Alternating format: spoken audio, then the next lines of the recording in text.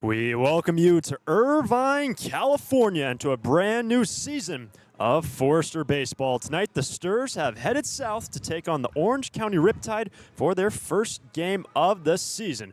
I'm Hunter Shoemaker alongside Nate Martin, and we are welcoming you to the Great Park Sports Complex in Irvine, California. Nate, always an exciting and fun part of the year.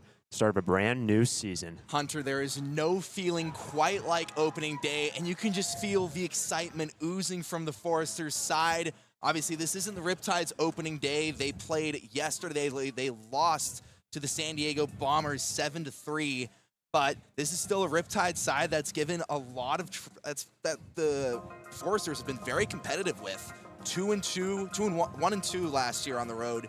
Excuse me, both of those losses by 1 run. So very competitive teams.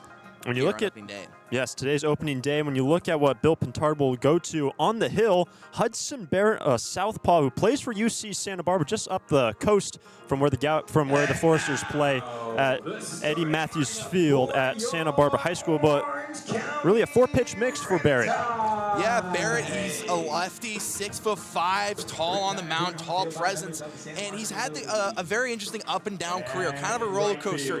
He arrived at Santa Barbara as a freshman, where he was a freshman All-American for the Gauchos, led all qualified freshmen in ERA nationally. Then 2024 anticipation, made 2 appearances before his season-ending arm injury. He came back this year, started the final 3 weeks of the season for the Gauchos, 1-0 and a 1.93 ERA in those 3 starts. A reliable guy as a starter.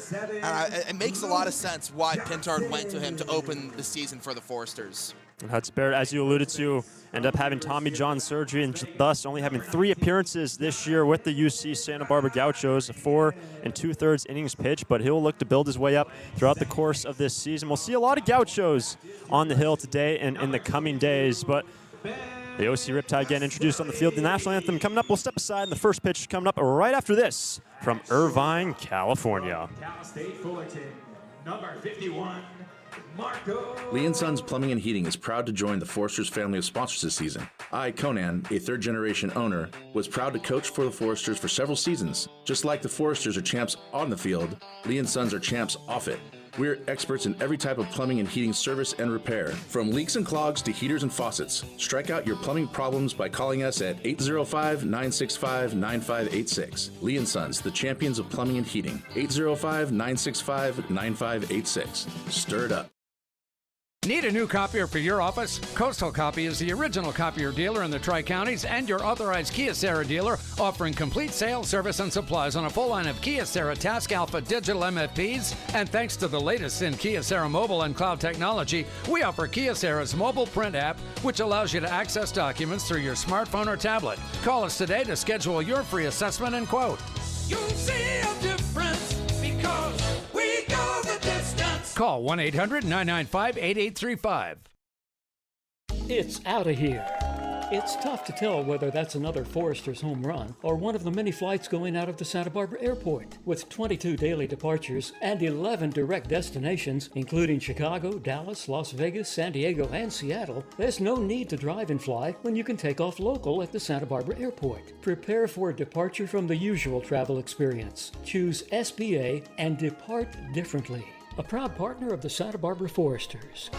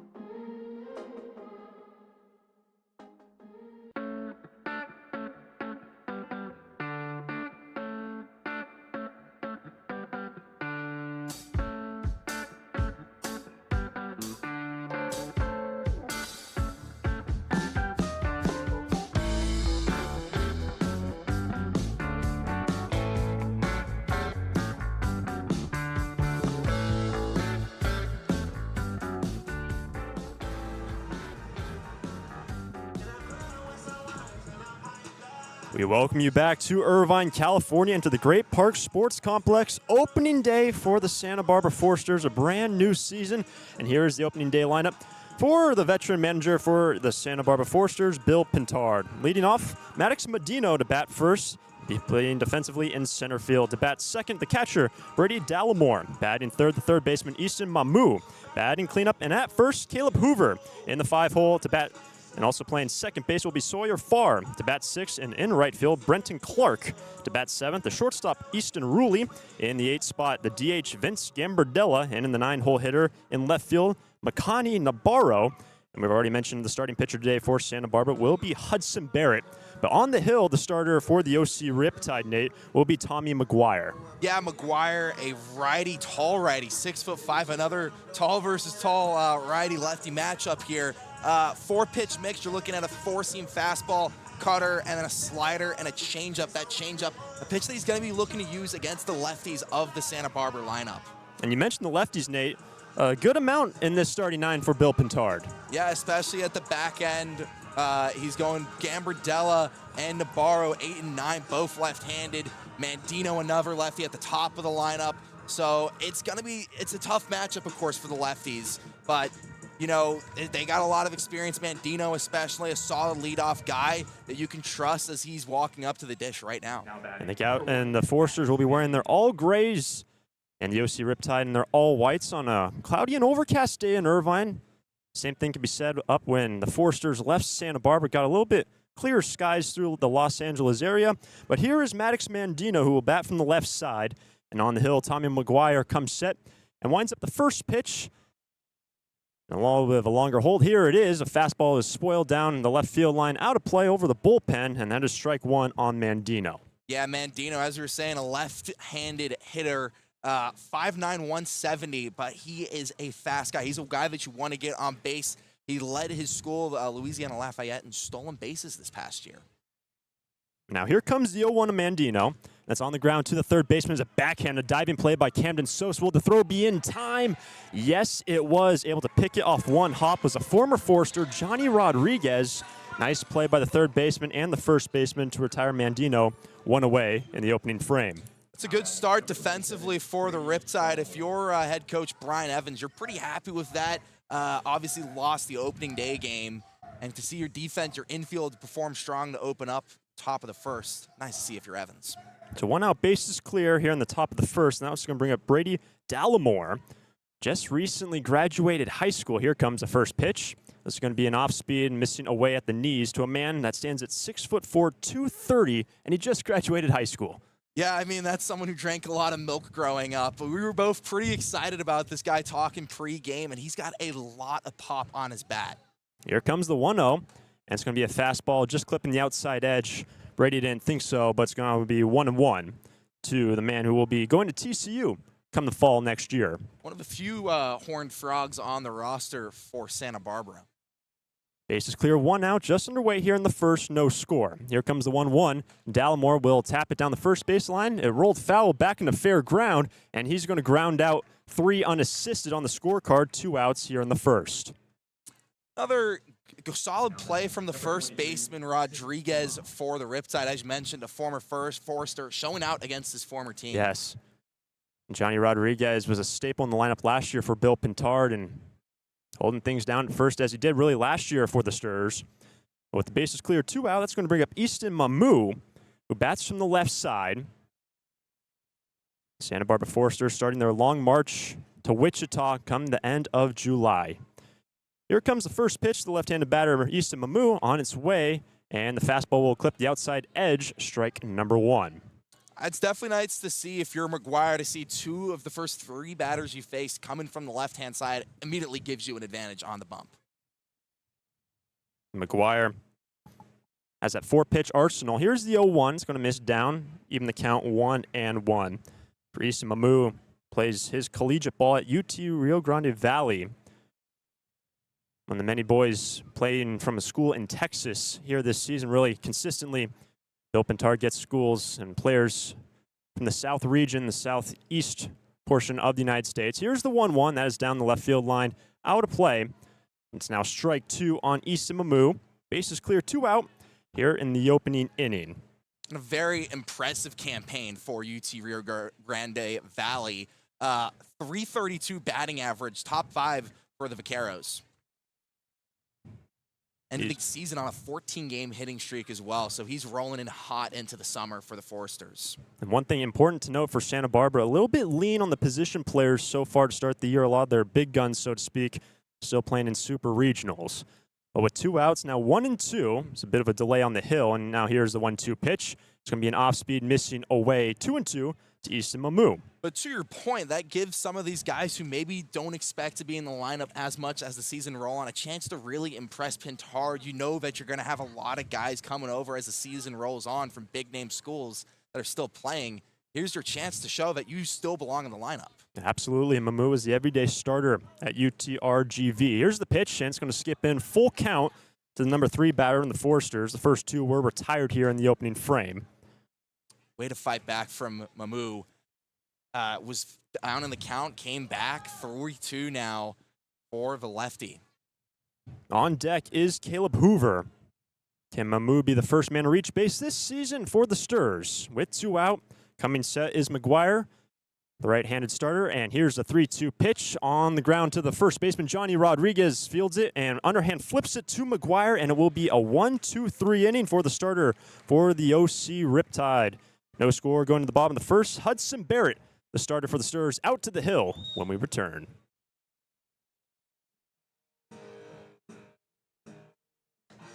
During this time of record market highs and gradual economic recovery, it's essential you have someone you can trust. For 10 consecutive years, the Santa Barbara News Press Reader's Choice Poll has awarded Tremblay Financial Services recognition for the financial guidance they provide their clients. Tremblay Financial Advisors continually educate their clients with new options and financial planning tailored fit to you. For more information or an appointment, call 569-1982 or log on to tremblayfinancial.com. Securities and advisory services offered through Centaurus Financial Inc., member FINRA and SIPC, a registered investment advisor. Tremblay Financial Services and Centaurus Financial are not affiliated companies. Investing involves risk, including potential loss of principal. No investment strategy can guarantee a profit or protect against a loss in periods of declining values. No score as we go to the bottom of the first inning. Opening day for the Santa Barbara Foresters after last year in their 2024 campaign going 26-12, their overall record, and they're going to look to a UC Santa Barbara Gaucho, the lefty Hudson Barrett, to start on opening day. One of a few Gauchos that we could be seeing today, especially a lot in that pitching staff. And Barrett, as we said at the top of the broadcast, up and down career, but he is rolling hot into the summer. 3 starts to end the year at the Gauchos. 1.93 ERA in those 3 starts. Very impressive. 6'5" tall. He's got a good 4-pitch mix that you could expect to see him go to. And the defense behind Hudson, well, his battery partner will be Brady Dallimore, and at third base, Easton Mamu. At short, Easton Ruley. The second baseman will be Sawyer Farr. First baseman will be Caleb Hoover. Out in the outfield, Makani Navarro is in left, Maddox Mandino in center, and Brenton Clark is out in right. And this contest just starting right past 7 o'clock local time. We know a lot of these players from Texas and different time zones, so we appreciate you joining us late on your evenings wherever you may be. And here comes the first batter for the OC Riptide, Brad Navarro, a switch hitter. He will bat from the right side and be the first batter to face Santa Barbara Forester pitcher this year. He was in the CCL last summer, played a bit of summer ball for the Slow Blues up in San Luis Obispo. So see how he fares in his first full season of California Collegiate League ball. You've already mentioned it, Nate, but OC played a game yesterday against the San Diego Bombers, a CCL affiliate. But here's the first pitch to Navarro. It's down the right field line, slicing well foul for strike one. Navarro did not record an AB, though. He did appear in the contest yesterday. So Navarro falls behind 0-1 against Hudson Barrett. And here comes the second pitch from Hudson. It's a fastball and chop to the second baseman, the shortstop rather, in the hole, and it gets through for a base hit in the left. And the first batter Hudson Barrett faces will give up a base hit in the left field. Yeah, just a tough bouncer heading towards that left-handed side. Muma was unable to reach it. The shortstop as well struggled to get there. That was a tough bouncer. It can be unpredictable sometimes, but, you know, bottom of the first inning, I can excuse maybe a little unattentiveness in the field. That's going to bring up Ben Castelli. Man on first, no score in the bottom of the first inning. Here comes the pitch, and it's going to be a fastball missing away, ball one. And there's a slight breeze going out towards center field in a very nice Great Park Sports Complex. When you look around, you drive in numerous softball fields, soccer fields, and extra baseball fields as well. Here's now the 1-0, and framed on the outside corner pitch. There's a fastball from Barrett to even the count 1-1. Good way to bounce back after missing high. You find the zone, get yourself back into the count. That is exactly what you were looking to do there. Navarro inches off of first base. Caleb Hoover holds on to him. But now the 1-1, swing and a miss. And Hudson Barrett went to his off speed, 1-2.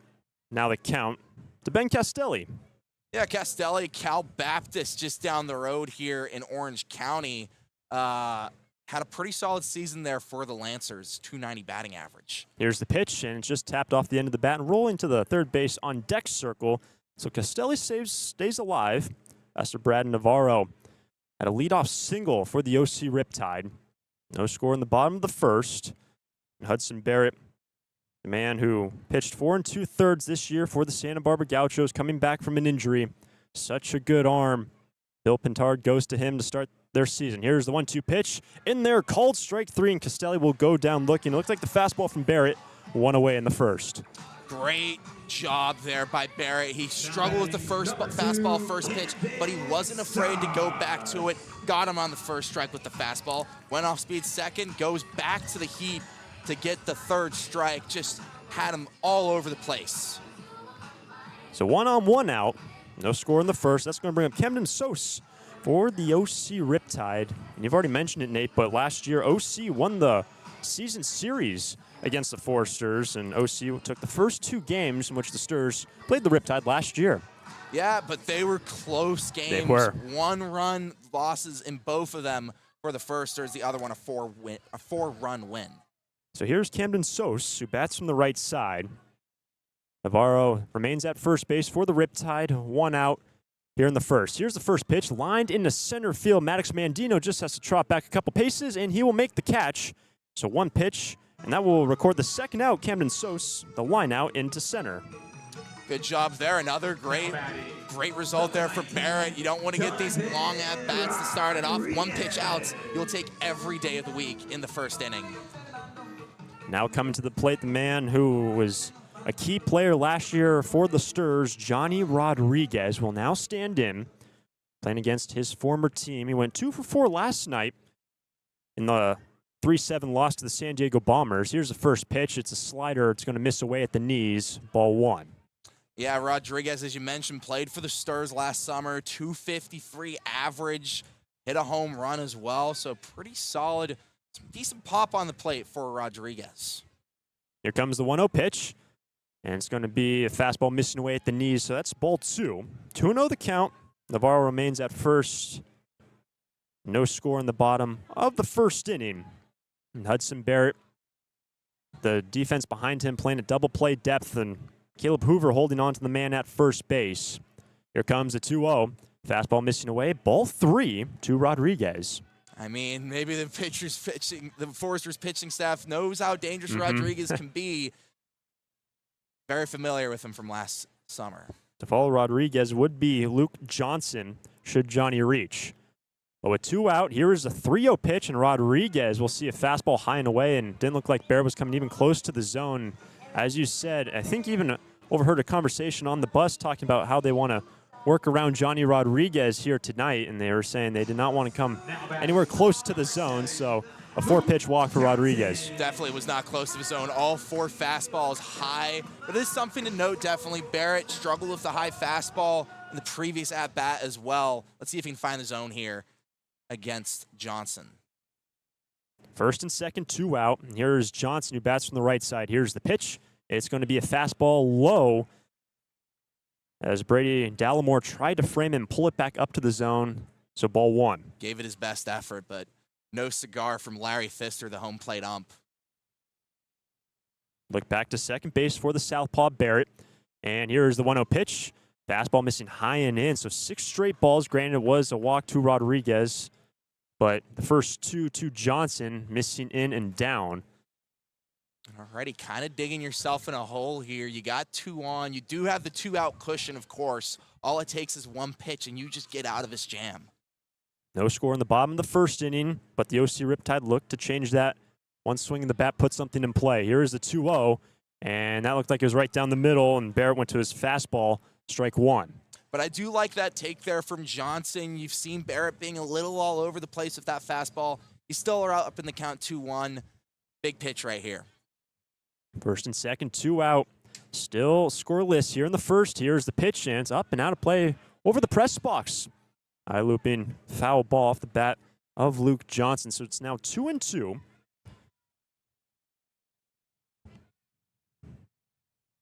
To follow Johnson will be Marcos Rosales for the Orange County Riptide. You look back to last year's season. They were eliminated in the divisional round. Knocked out by the Conejo Oaks, the eventual winners of the CCL. But now the 2-2, and it's just tapped off the end of the bat and rolls harmlessly back behind the plate. Foul, and remains 2-2. Johnson also played last summer with the Riptide, used to this team, 257 average there. Plays his college ball at Cornell over in chilly upstate New York. Remains first and second, 2 out. Can Hudson Barrett get out of this jam? No runs have been pushed in, just in the bottom of the first inning. Here comes the 2-2 to Johnson, and the slider will miss down from Hudson, full count. Yeah, and Johnson, definitely a guy that you might want to be a little scared of. Did not hit a home run his freshman year with the Big Red. 2 home runs last summer, and then this past season with Cornell, 4 throughout the entire season. The infield at double play depth, and the runners will be on the move with 2 out. Barrett looks back to second base, and here comes a massive 3-2 pitch to Luke Johnson. Here it goes. Swing and a foul tip back into the glove of Brady Dallimore, and Barrett will get out of the jam. Leadoff single by Navarro, a 2-out walk, and the side retired. No score going to the second inning from Irvine. When it comes to your office equipment needs, call Coastal Copy. We're the largest independent office equipment dealership in the Tri-Counties, and as your locally owned authorized Savin dealer, Coastal Copy offers complete sales, service, and supplies on a full line of Savin digital copiers and MFPs, Savin color printers, digital duplicators, Savin wide format systems, digital presses, document management solutions, and more. That's Coastal Copy. You'll see a difference because we go the distance. Call 1-800-995-8835. Santa Barbara Airport has 5 airlines: American, Alaska, Delta Air, Southwest, and United, with 12 direct destinations from Santa Barbara to Atlanta, Dallas, Denver, Las Vegas, Oakland, Los Angeles, Salt Lake City, Portland, San Francisco, Phoenix, Seattle, and Sacramento, With 23 daily departures from Santa Barbara, SBA's newest daily service on Delta Airlines to Atlanta and Salt Lake City can ensure that you can get anywhere in the world in just one stop. SBA is proud to join over 200 airports around the world in the Hidden Disabilities Sunflower Program. Passengers with a disability can opt into the program, and in doing so, trained staff at SBA will be there to provide additional level of customer service. You can learn more at www.flysba.com. Once again, you can learn more and book your flights today from Santa Barbara at www.flysba.com. No score going to the second inning from Irvine, California, and the Stars will have Caleb Hoover, Sawyer Farr, and Brenton Clark coming to the plate, the middle three for the Stars. And I'm personally really excited about these next three guys coming out, all SEC players. Hoover just committed to South Carolina, Farr at Texas A&M, and Brenton Clark at Arkansas. So Hoover will bat from the left side, and Tommy McGuire had a 1-2-3 first inning for the OC Riptide. Starting to cool off just a little bit here in Irvine. Some jackets coming out as it is gray and overcast with the breeze blowing out towards center field. And here comes now the first pitch to Caleb Hoover. It's going to be a fastball and a big swing from Caleb, strike one. Yeah, Hoover's looking to send this ball over the fence. Just played some JUCO ball at Grayson College, where he led the Vikings in home runs with 16. It was an unreal year, hit, really, I should say, slugged over 800, on base percentage of over 500. What a year it was for Hoover. Here's the 0-1, and the fastball will be dragged into the zone from the catcher. Looked a little bit low, strike two. I mean, that slugging percentage of 839 was inside the top 15 nationally among JUCO players. Very impressive junior college season from Hoover. No score into the second inning, and the leadoff batter behind in the count. Here is the 0-2, and Hoover spits on it. It was a breaking ball down in the dirt. Ball one. And, just kind of watching BP this week as the season's getting started, he's like one of those classic lefty power bats that is looking to get it over the right field wall, swing early and in, and try and just get it over the fence. The native from Rockwell Heath, Texas. Sits at a 1-2 count. The infield playing at double play depth. Here is the 1-2 pitch. And the off speed on the outside edge, and Hoover's going to go down looking. Called strike three. One away in the second.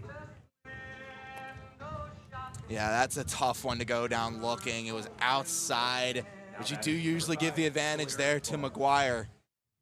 Very solid off-speed pitch that he likes to give. That might have been the changeup that he usually likes to go to against the lefties.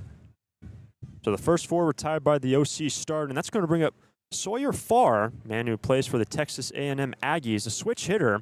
Here's the first pitch as Sawyer is batting from the left side. He took a slider away, ball one. Yeah, Farr, pretty solid season with A&M. Did a really good job of getting on base. 352 OBP. One away, and the base is clear. No score in the top of the second. Here's the 1-0, and it's fouled off. It's a pretty good big swing by Farr. It's fouled up behind the plate, halfway up the screen for strike one. And even as a freshman playing for, a very solid A&M team, was managed to start 31 games in the infield. He was one of the top players out of his high school class 2 years ago. It's at a 1-1 count. Tommy McGuire, very methodical on the hill. A bit of a slower tempo for the starter for the Riptide compared to Hudson Barrett, who's been working quick. Here's the 1-1, swing and a miss. It looked like the slider fooled them, strike two. Yeah, McGuire has did a really good job. Has only gotten better as the year went on. His JUCO freshman season with Cypress College, 4 ERA, that's dropped down to 2.42 his sophomore campaign. The base is clear, one out, and no score in the top of the second. Sawyer Farr is going to have to shorten up. He's behind in the count. Here's the 1-2 pitch, and the fastball is going to miss down in the dirt, 2-2. That's something that McGuire has done a really good job of early, is getting ahead in the count, forcing the Foresters batters to kind of tighten up and just really be looking for the right pitch. Breeze has calmed down just a little bit, was blowing directly out towards center field. But the base is clear. The 2-2 pitch to Farr is going to miss high. Fastball, full count to Sawyer. Way to get back in the count here for Farr. As we mentioned, can draw the walk every once in a while. Very strong discipline at the plate. Farr stands at 6'4", 190. Just finished up his freshman year at Texas A&M. He's got a full count. And Tommy McGuire, the 3-2 pitch, is fouled off, slicing on top of the third base dugout. As where the OC Riptide are housed here at the Great Park Sports Complex. The Sturs on the first base side of the yard in a complex that is fantastic. Really looks like a small minor league field. Everything is brand new, Hunter. I mean, I feel like it just opened up today. Yeah. Fantastic complex, but with one out and the base is clear, here comes another 3-2 pitch to Sawyer Farr. Another long hold for Tommy McGuire. Here it is, lifted in the left center field. Moving in is Johnson, and Johnson, the left fielder, will slide to his knees, making the catch to retire Sawyer Farr. 2 out in the second. Maybe getting on his knees was a little excessive there. I thought he was going to get to that ball pretty easily, but good play by Johnson. Had it tracked all the way. Made a pretty easy play look a little difficult, but there's no shame in that. Give the fans something to cheer about here at Great Ballpark. Probably about halfway full currently here on a Friday evening. The second game of the season for the OC Riptide, and the Sturs having their season opener. But now standing in, the left-handed bat of Brenton Clark stands in, bases clear, 2 out. And McGuire, the first pitch, is going to be an off-speed in there for a strike. And Brenton Clark plays for Arkansas. And if you ask yourself, well, Arkansas is still in the NCAA tournament, Super Regional. Brenton redshirted this year, so able to come out earlier. We'll still see a lot more players from Arkansas trickle in once their season is complete. Here's the 0-1 as the fastball will miss away at the knees. Ball and a strike. But even though he didn't play in the spring, he was extremely impressive in the fall for the Hogs. 471 average in fall ball. Very, very solid player. And someone that I think head coach Dave Van Horn is very excited about for Arkansas. 1-1. It's going to miss down a fastball. 2 balls and a strike to the number 6 batter for Santa Barbara. The first 5 have been retired in order by the Orange County starter, Tommy McGuire. Top of the second, no score. The third baseman pinched in just a fraction. 2-1 pitch to the third baseman. Gets past him down the left field line. And looking for 2 is Brenton Clark. He winds around first base, gets to second, and a 2-out double for Clark, and the Sturs have their first hit of the season. Before the game, they announced Clark was going to be the beer batter, and I think he took that personally. He swings out one, sends it down the opposite foul line, and it stays fair. Great piece of hitting from Brenton Clark. Clark aboard, and that's going to bring up Easton Ruley, the shortstop today for Bill Pintard. And the Sturs have their first base runner. Can they bring home the first run of this game? Top of the second inning, first man aboard after that beautiful double by Clark. Ruley will bat from the right side. Tommy McGuire comes set from the belt, and here's the pitch. It's going to be a fastball near the hands and foul directly behind the plate. Strike 1 on Easton Ruley. Ruley, another solid hitter, had a great season at the JUCO of Central Arizona. 396 average and OPS above 1,000. One of the big things for Bill Pintard, saying that Ruley is one tough customer, plays the old school way, and he can really run. When you look at his running numbers, went 22 of 24 when he gets on base. And one thing that Bill Pintard loves to do is send some runners and being extremely aggressive on the base pass. They have a man at second with 2 out. It's 0-1 to Ruley. Here's the pitch. Reaching for it. It's lifted down the right field line. Long run for Rodriguez, the first baseman, and Rodriguez cannot make the catch, but it ricochets off the fence. Foul ball. Tough play there for Rodriguez, but out there would have been big. Let's see if that tough play ends up to come and bite them. Again, if you're just joining us late, if you remember, Johnny Rodriguez now playing for the Orange County Riptide as their first baseman. Was typically the first baseman for the Sturs last year, but wearing an opposite color here this evening. But Easton Ruley, the new shortstop, falls behind in the count. 0-2. Man at second with 2 out here in the top of the second. No score. Here's the pitch. Off speed on the ground to the shortstop. Rosales fields it cleanly, sliding to his left, and the throw was in time. Ruley had some good late speed, but just a fraction behind it. And Brenton Clark is stranded at second after his 2-out double. Go to the bottom of the second. No score between the Riptide and the Foresters in Irvine. All right, Riptide fans, take a look over. Lee & Sons Plumbing and Heating is proud to join the Foresters family of sponsors this season. I, Conan, a third-generation owner, was proud to coach for the Foresters for several seasons. Just like the Foresters are champs on the field, Lee & Sons are champs off it. We're experts in every type of plumbing and heating service and repair, from leaks and clogs to heaters and faucets. Strike out your plumbing problems by calling us at 805-965-9586. Lee & Sons, the champions of plumbing and heating. 805-965-9586. Stir it up. Need a new copier for your office? Coastal Copy is the original copier dealer in the Tri-Counties and your authorized Kyocera dealer, offering complete sales, service, and supplies on a full line of Kyocera Task Alpha digital MFPs. And thanks to the latest in Kyocera mobile and cloud technology, we offer Kyocera's mobile print app, which allows you to access documents through your smartphone or tablet. Call us today to schedule your free assessment and quote. You'll see a difference because we go the distance. Call 1-800-995-8835.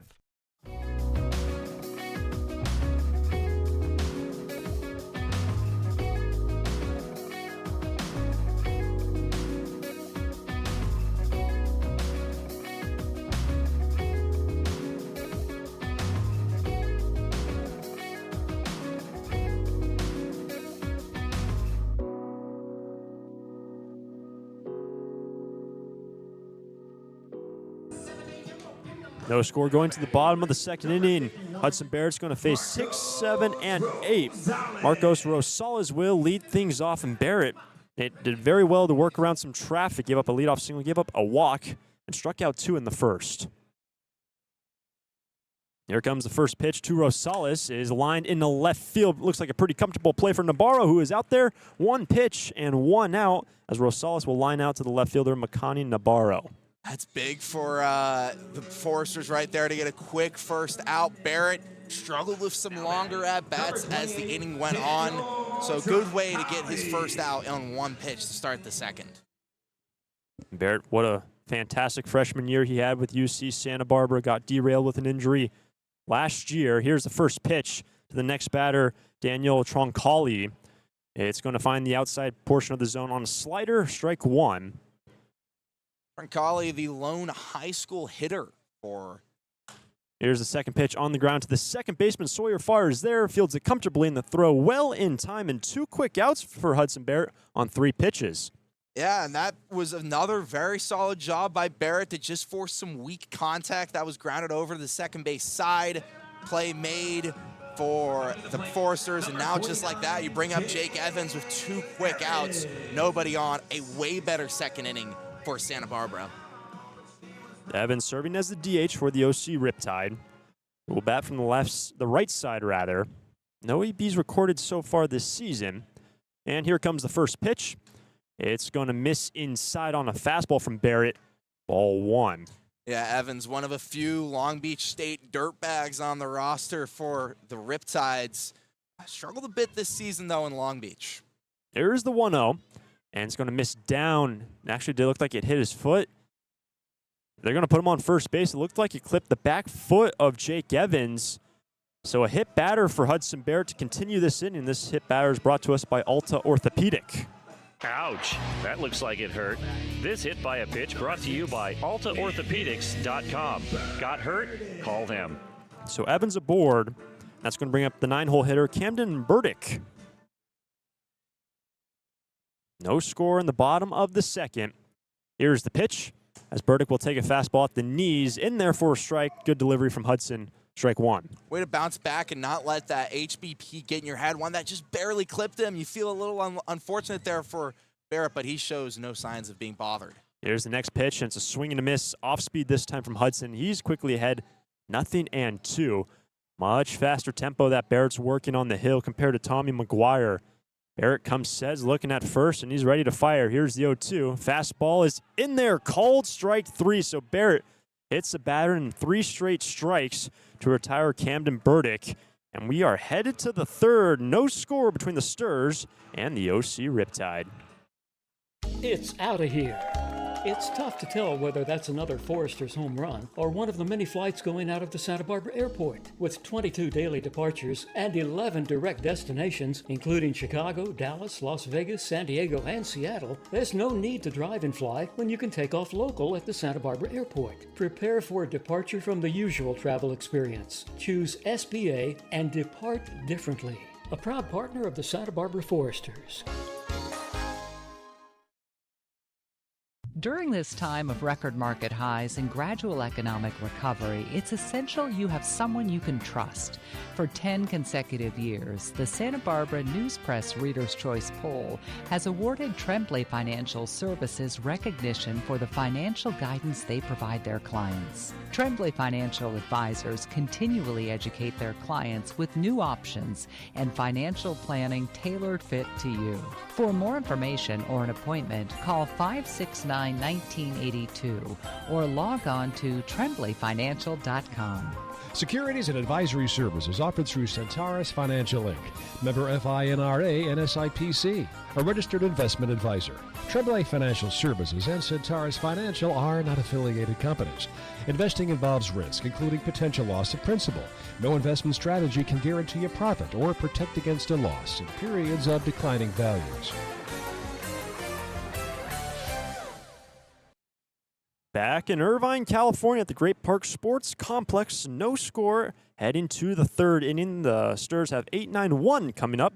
And Vince Gambardella will now stand in, who bats on the left side for his first plate appearance of the season. Tommy McGuire, the first pitch. It's rolled on the ground to the first baseman, Johnny Rodriguez. Good play, who underhand flips it to the pitcher, and it's going to go down 3-1 on the putout, and Gambardella just sees one pitch and grounds out. Yeah, I got some really good contact on that ball, but right to Rodriguez, who's made a number of really solid plays defensively over at first base. And I thought they said first baseman can't play defense. That ball was hit very hard by Gambardella, but he is retired. The base is clear. That's going to bring up Makani Nabarro, the left fielder today for Bill Pintard. Also bats from the left side. Yeah, 8-9-1 will be all lefties here for Santa Barbara. Here's the pitch, and it is tapped right back to the hill. Coming off is McGuire, and the throw will be in time. 2 pitches and 2 outs for Tommy McGuire, and the lineup will now turn over for the first time.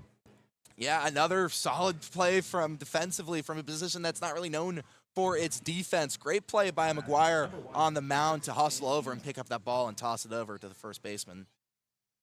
That's going to bring in Maddox Mandino.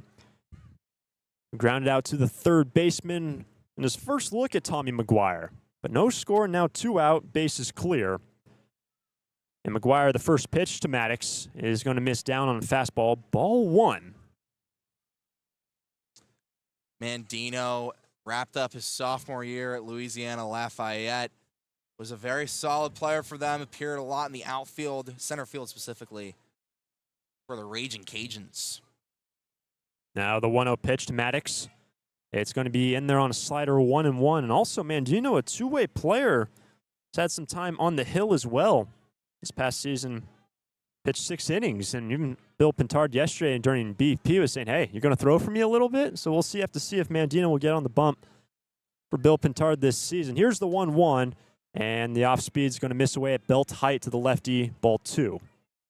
And that'd be pretty fun to see. You know, you're not usually used to pitchers, usually some of the taller players on the roster. Mandino standing at 5'9" tall. Would be very exciting to see him on the mound. Sturs had Will Rogers play two-way last year. Rogers serving really as the closer. No score with 2 outs, and the base is clear. Here's the 2-1 pitch. Is lined over on one hop to the second baseman. Castelli fields it cleanly, and it's a 1-2-3 inning for Tommy McGuire, working quickly against the Foresters, and we are headed to the bottom of the inning. No score between Santa Barbara and OC.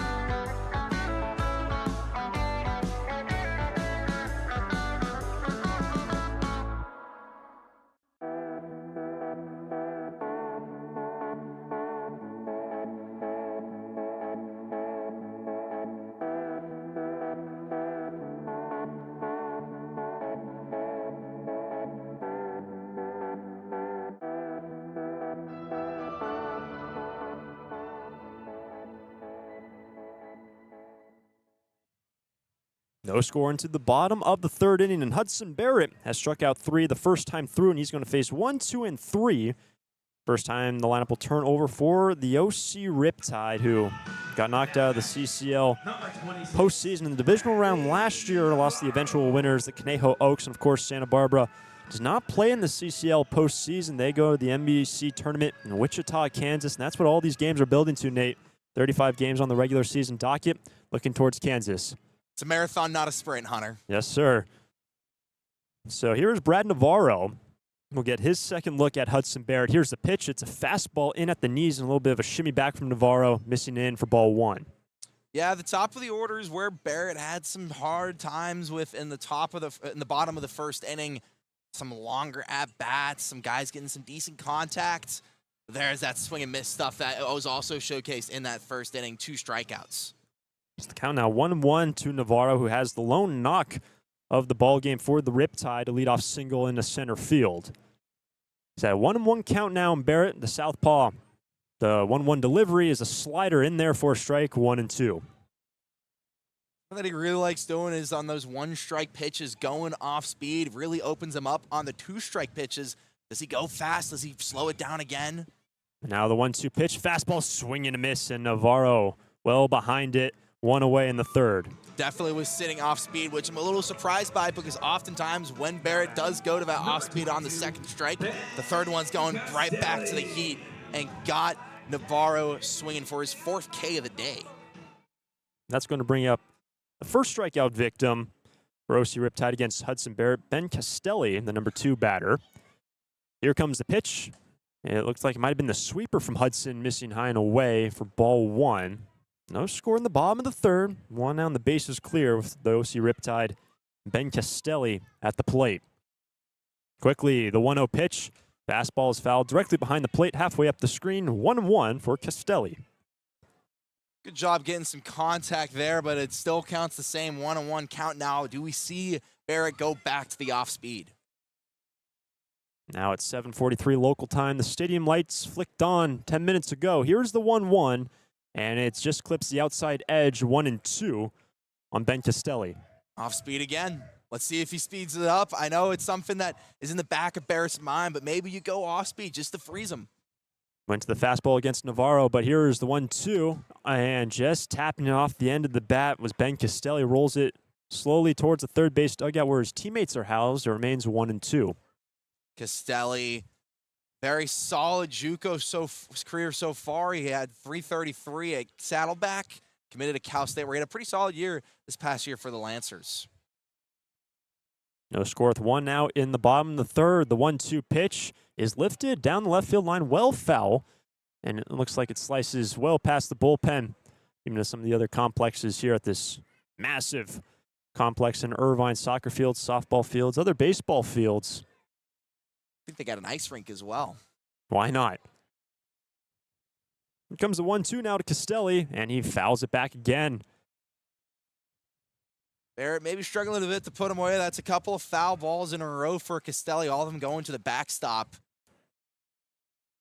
Just fighting to stay alive and not fall to the strikeout for a second straight time. Went down looking in the first. Here's the pitch. He got frozen, all tied up. It was in there, the off-speed from Barrett. Back-to-back Ks for Hudson. 2 out in the third. I mean, Barrett seemed a little shaky at times, but if you're striking out this many guys, you can't complain. Barrett in command right now for Santa Barbara. Through 3 2/3, 5 Ks for Hudson.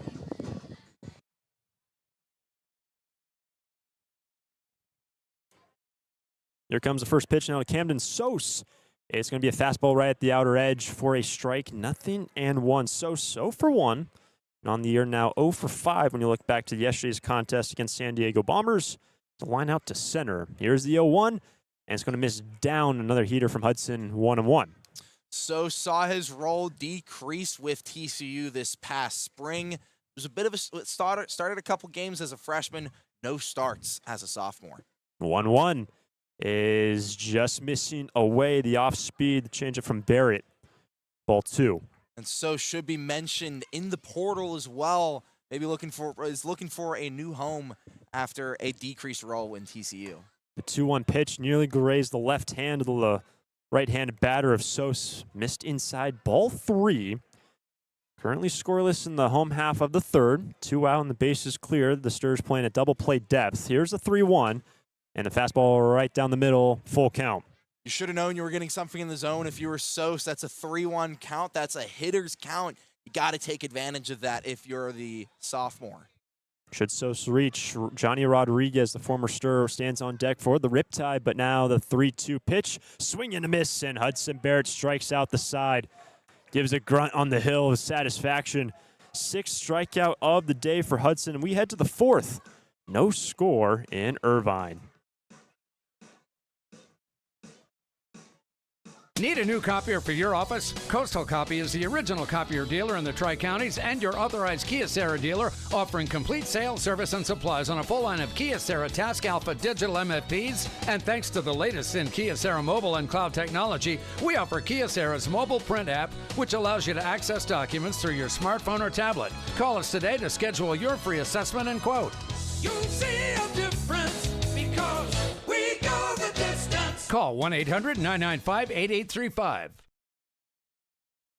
During this time of record market highs and gradual economic recovery, it's essential you have someone you can trust.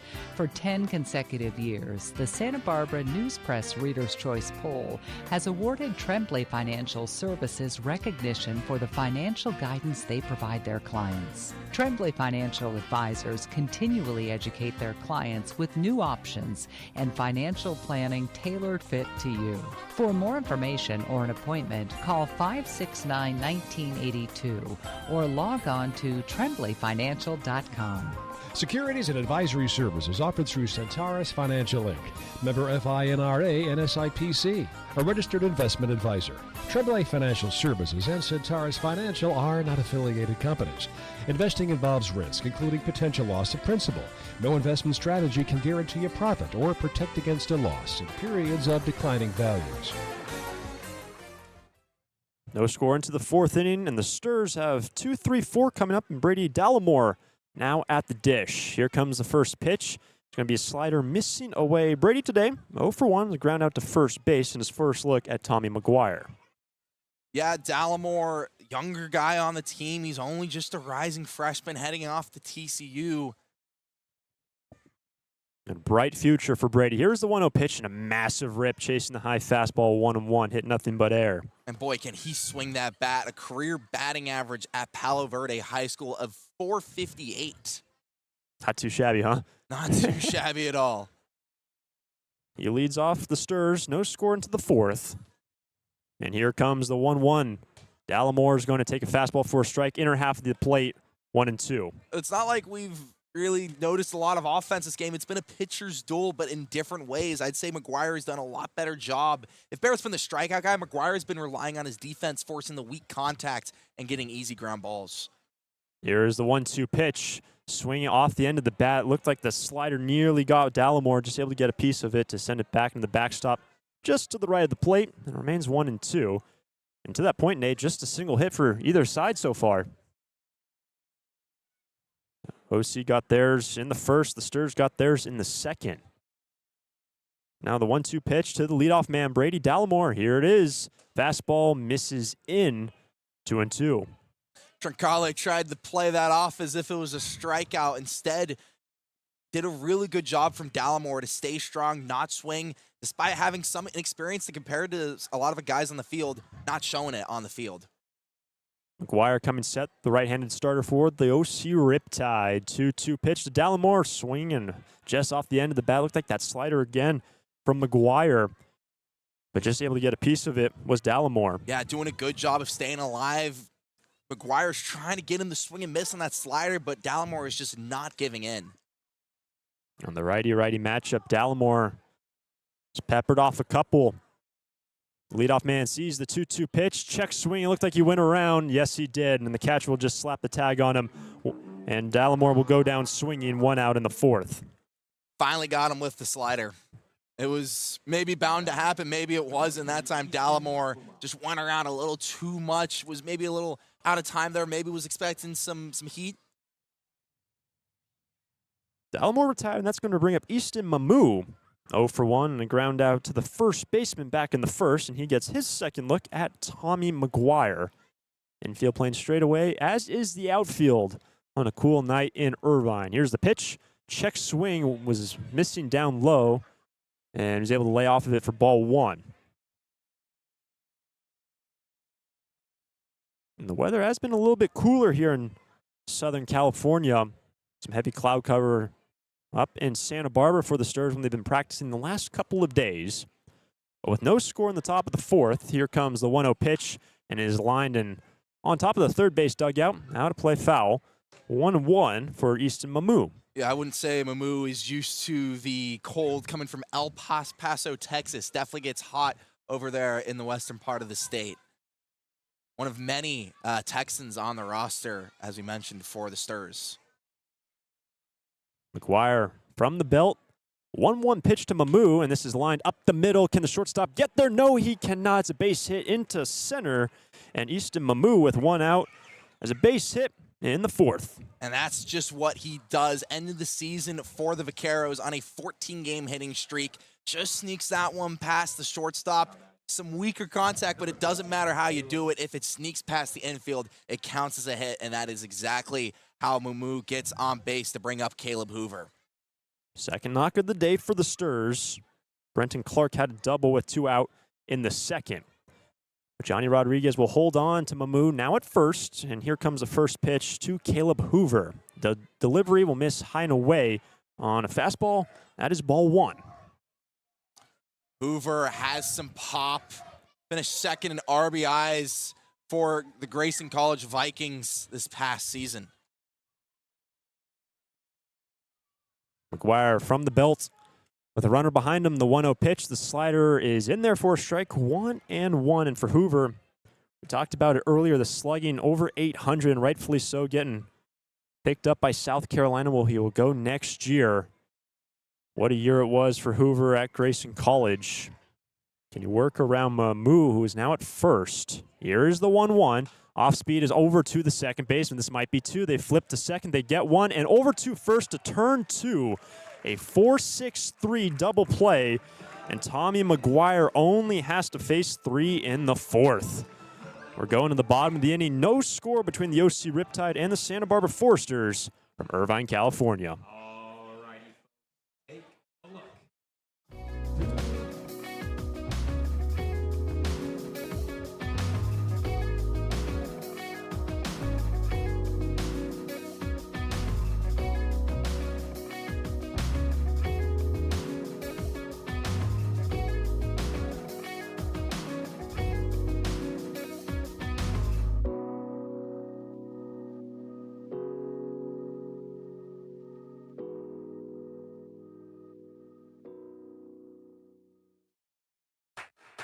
Lee & Sons Plumbing and Heating is proud to join the Foresters family of sponsors this season. I, Conan, a third-generation owner, was proud to coach for the Foresters for several seasons. Just like the Foresters are champs on the field, Lee & Sons are champs off it. We're experts in every type of plumbing and heating service and repair, from leaks and clogs to heaters and faucets. Strike out your plumbing problems by calling us at 805-965-9586. Lee & Sons, the champions of plumbing and heating. 805-965-9586. Stir it up. It's opening day for the Santa Barbara Foresters. Game 1 of 35 on the regular season dockets. No score going to the bottom of the 4th inning. Hudson Barrett just struck out the side. 6 Ks on the day, and now with 3 innings in the books for Barrett, so have to start to think about how deep Hudson will go in this game. Frank Camarillo is slated to be the first man out of the bullpen. Another UC Santa Barbara gaucho, especially with Barrett only pitching 4 2/3 with UCSB this past season, coming back from Tommy John. Would expect not too much longer for Barrett in this game. But my goodness, is he not pitching with some swagger right Yeah, now? he has. Kind of, when he walked off the mound, kind of had a bit of a one-hop strut. Hit a little bit of a grunt on that 6th strikeout at the end of the inning. He's feeling himself here in Irvine. And we do see Frank Camarillo now throwing down in the Forester bullpen down the first baseline. But Barrett's going to face Rodriguez, Johnson, and Rosales. That is 4, 5, and 6 for the Riptide. Here comes the first pitch on the lefty-lefty matchup. It's a high fly ball into shallow center. The shortstop goes back, Rulli, and Rulli, the shortstop, makes the catch. 1 pitch and 1 out for Barrett and company. Said that a couple times now. He's done a good job of forcing some pop-outs to start the inning, excuse me. I think that might be his second inning that he's ended on one pitch. I believe so. And for Barrett, the only hit he has conceded to OC was the leadoff batter. Brad Navarro had a base hit in the center.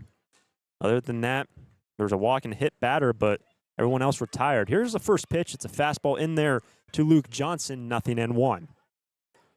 Johnson and had last time out against Barrett, they had a pretty epic battle to end the first inning. Got to full count. A couple of full count pitches. As the next pitch is lined right to the second baseman, Sawyer Farr did not have to move his feet.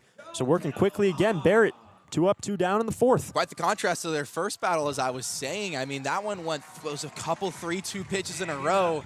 As you hear the cheers for Omaha, the Bat Dog. Quite a unique experience here at the Great Park.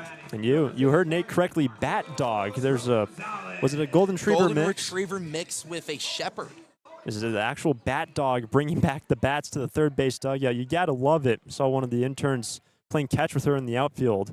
Now the first pitch is a slider on the ground to the shortstop. Rosales grounds it over to Rulli. He fumbles it and able to reach Rosales as Easton Rulli, the shortstop, moved in and looks like just didn't field it cleanly. That time the Bat Dog coming out feels a little different now after the hit, after the error maybe. I don't know what they're going to score that as. Yeah, they do score it as an error on Rulli. And the Bat Dog Omaha going out right in front of the plate, picking up the bat right at the barrel and playfully trotting over to the third base dugout. But Rosales reaches on the E6, a 2-out error to continue the inning for Riptide. No score in the bottom of the fourth, and that's going to bring up the number 7 batter, Troncalli. Here's the pitch. It's going to be a slider in there, strike 1. And that was going to be a great end to the inning right there. It's unfortunate the error happened because Barrett was just doing a good job of making quick work, forcing some weak contact, making his defense to do some plays. Here's the pitch. Fastball right down the middle, 0-2. And Barrett, if we recall back to the second inning, had a hit batter with 2 out, and then with 3 pitches struck out Camden Burdick looking. 2 quick strikes on Daniel Troncalli. Here's the pitch. Runner goes. It's going to miss away for a ball, and the throw down to second. Did they get him? Yes, they did. Caught stealing. Sawyer Farr, the second baseman, able to slap the tag down with ease. Great throw by Brady Dallimore, the soon-to-be freshman at TCU, and Hudson Barrett works around a 2-out error as Rosales caught stealing to end the inning. Go to the 5th. No score between the Sturs and the Riptide. Need a new copier for your office? Coastal Copy is the original copier dealer in the Tri-Counties and your authorized Kyocera dealer, offering complete sales, service, and supplies on a full line of Kyocera Task Alpha digital MFPs. And thanks to the latest in Kyocera mobile and cloud technology, we offer Kyocera's mobile print app, which allows you to access documents through your smartphone or tablet. Call us today to schedule your free assessment and quote. You'll see a difference because we go the distance. Call 1-800-995-8835.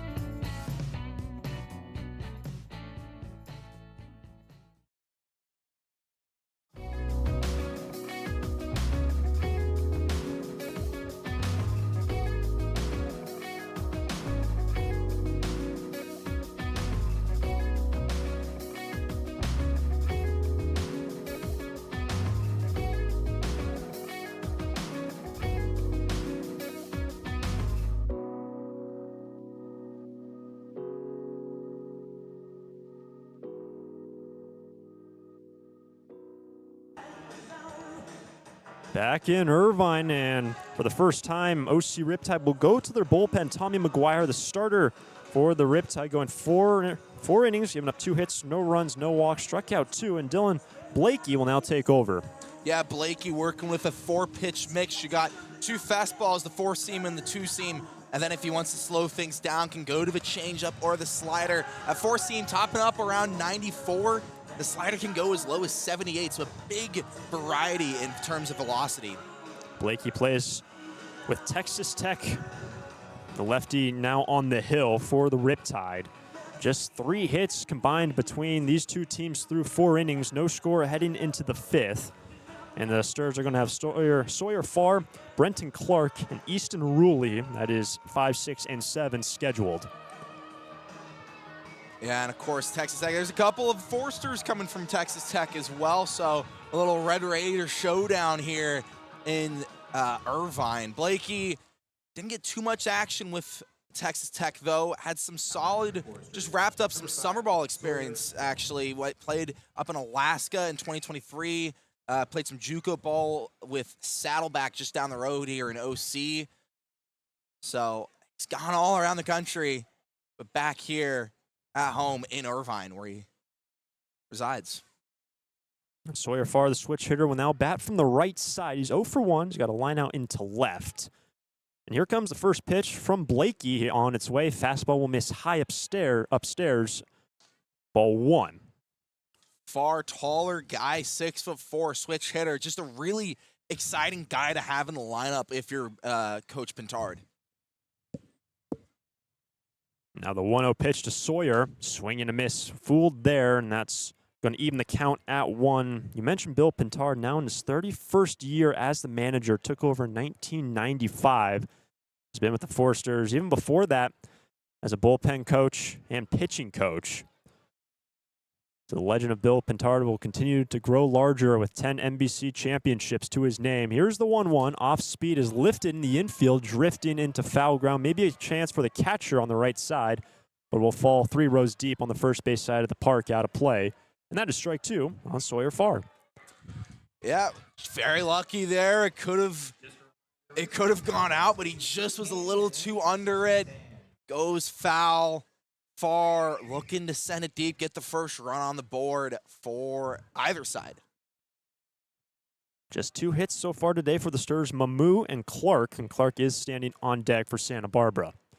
But now the 1-2 to the switch hitter, swing and a miss, caught chasing on the slider. Did he get a piece of it? It seems he got a piece of it there. It's still going to be 1-2. So it's going to be 1-2. Just able to tap it down. But that was a great off-speed pitch right there from Blakey. Really impressing me here with his movement on that slider. First batter he's facing is the switch hitter Farr. It remains a ball and 2 strikes. Here's the pitch, fastball, swing and a miss. That one was sizzling past Sawyer. First strikeout of the day for Blakey. Yeah, we mentioned it. His velocity has some kick to it. Makes sense as a 3rd-degree black belt in Taekwondo. Got to match that with the speed on the hill, that's for sure. And that's going to bring up Brenton Clark, and you alluded to it. He was selected as the beer batter if he strikes out in this game. Free adult beverages for anyone in attendance, but sent a double down the left field line to send a message early. And here's the first pitch. He looked like he was squaring around to bunt, pulls it back, and is going to take a ball away. Yeah, and as you mentioned, redshirt year at Arkansas, but very impressive player in the fall. One I think that they're quite excited about. No score in the top of the 5th. Here's the next pitch. Fastball missing away at the knees. That's ball 2 to Brenton Clark. I mean, he got some serious praise from the manager, Dave Van Horn, for the Razorbacks. Came in here in the fall and just kept on getting hits. Plays some good defense as well. Steal the base. He can bunt. We almost saw him lay down the bunt just now.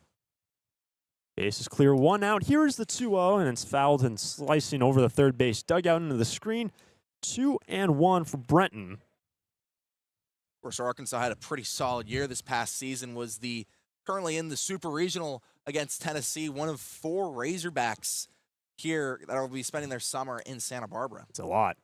It's the most you could have in the CCL, Hunter. And now the 2-1 to the lefty. The off speed is in there to even the count at 2-2. And Dylan Blakey, first man out of the bullpen for the OC Riptide, struck out Sawyer Farr. Is at a 2-2 count now against Brenton Clark. Top of the 5th inning, no score. Here's the 2-2. Check swing, and it's down. Full count to Brenton Clark. Clark building up some anticipation here, not only for the beer batter, but 3-2 count. He's already gone 1 hit this game. in a fall ball game for Arkansas was just a triple side of the cycle. Let's see if he can find his way on base here. Easton Ruley will be next with 1 out in this 5th inning. Here comes a 3-2 pitch, and fouled back directly behind the plate, halfway up the screen. It was a fastball from Blakey. Remains 3-2. $1 off beer through the inning. Clark, very impressive high school career as well. Calls Texarkana, Texas home on the border with Texas and Arkansas, where he was a top 5 outfielder in the state of Texas. Can he put something in play here? The 3-2 pitch off speed misses upstairs, and it's a 1-out walk for Brenton Clark. He's got the double, and now reaching base on balls to bring up Easton Ruley. Great park crowd, still going free beerless in the 5th inning. Still no score between these two teams. 3 hits combined. The Sturs have 2. OC Riptide just have a single hit. That's going to bring up Easton Ruley, who's 0 for 1. He grounded out to short first time up. And Blakey, first pitch is a fastball will miss in. It gets in and out of the glove of the catcher, and down to second base goes Brenton Clark. Heads up base running. That ball did not get very far past Troncalli, just a few paces to his left, and a man now in scoring position for the Sturs. Yeah, as we said, Clark can steal a base, had 5 stolen bases in fall ball with Arkansas. That one helped out with a bad pitch from Blakey, but is still in scoring position now with just 1 out. Can Easton Ruley bring home the first run of this game? We're in the top of the 5th. Ruley batting out the 7-hole for Bill Pintard. Now sees the 0-1 pitch. Popped up and slicing over the first base dugout into the parking lot. Out of the entire complex here in Irvine, that is strike 2 on Ruley. And Ruley does have experience bringing runs in this past season at Central Arizona with the Vaqueros. 61 RBIs, 8 home runs. Bill Pintard, big praise for Easton Ruley entering this season. Hails from Moore Park, California, just up the road from here in Irvine. Behind in the count. Go-ahead run at second base. 0-2 pitch is a slider missing down from the lefty on the hill. 1-2. Good take there by Ruley, down with 2 strikes. Holds strong, comes back here 1-2 as he awaits the pitch from Blakey. Vince Gambardella stands on deck, and then would be Makani Nabarro, who is in the hole. And at second base, 1 out. Here comes 1-2 pitch, and it skips well past the plate. Off of the backstop, and to third base goes Brenton Clark. Wide turn off the third. He puts on the brakes as that ball skipped in probably 2 feet in front of the plate. He was ready to go home, but he just holds up, goes a couple of feet off the bag, retreats. Blakey struggling a bit with location as the inning has gone on. And Brenton Clark now at third after a walk. We'll see how it's scored, how he got down to second, either on a pass ball or an errant pitch. But that last pitch advanced him to third, and Easton Ruley is at a 2-2 count. Can the Sturs bring home the first run? Here's the pitch. Lifted down the left field line. The left fielder, Luke Johnson, will camp out under it. Clark tags up, and he's coming home. The throw will be cut off, and the Sturs have their first lead of the ball game. Sac fly by Easton Ruley. And the Sturs now lead 1-0 in the 5th. Not only the first run of the ball game, the first run of the Forester season going on a sac fly. It's not the pretty way of getting it done, but that's just smart hitting. You know you got a runner 90 feet away from scoring. 1 out, you might as well just send it into the outfield and just trust that your guy who's already gone around the base path, taking advantage of some bad pitches to come on home and score the first run. So with 2 out, that's going to bring up Vince Gambardella, and the bases now clear. First pitch, that is down the third base line. That is fair. Great play by the third baseman, and the pick by Johnny Rodriguez at first, stretching all the way to shovel up that ball at first base. That is a great play by the infield, and Gambardella will ground out 5-3 on a very awkward play by Camden Sosa, third baseman. Good pick by Johnny Rodriguez, but the Sturs bring home the first run of the game, and we go to the bottom of the inning. Santa Barbara leading 1-0 with Frank Camarillo headed to the hill for the Sturs. Brewery Cantina, where Brooklyn is with some participant. Brooklyn, what do we got going on? Lee & Sons Plumbing and Heating is proud to join the Foresters family of sponsors this season. I, Conan, a third-generation owner, was proud to coach for the Foresters for several seasons. Just like the Foresters are champs on the field, Lee & Sons are champs off it. We're experts in every type of plumbing and heating service and repair, from leaks and clogs to heaters and faucets. Strike out your plumbing problems by calling us at 805-965-9586. Lee & Sons, the champions of plumbing and heating. 805-965-9586. Stir it up.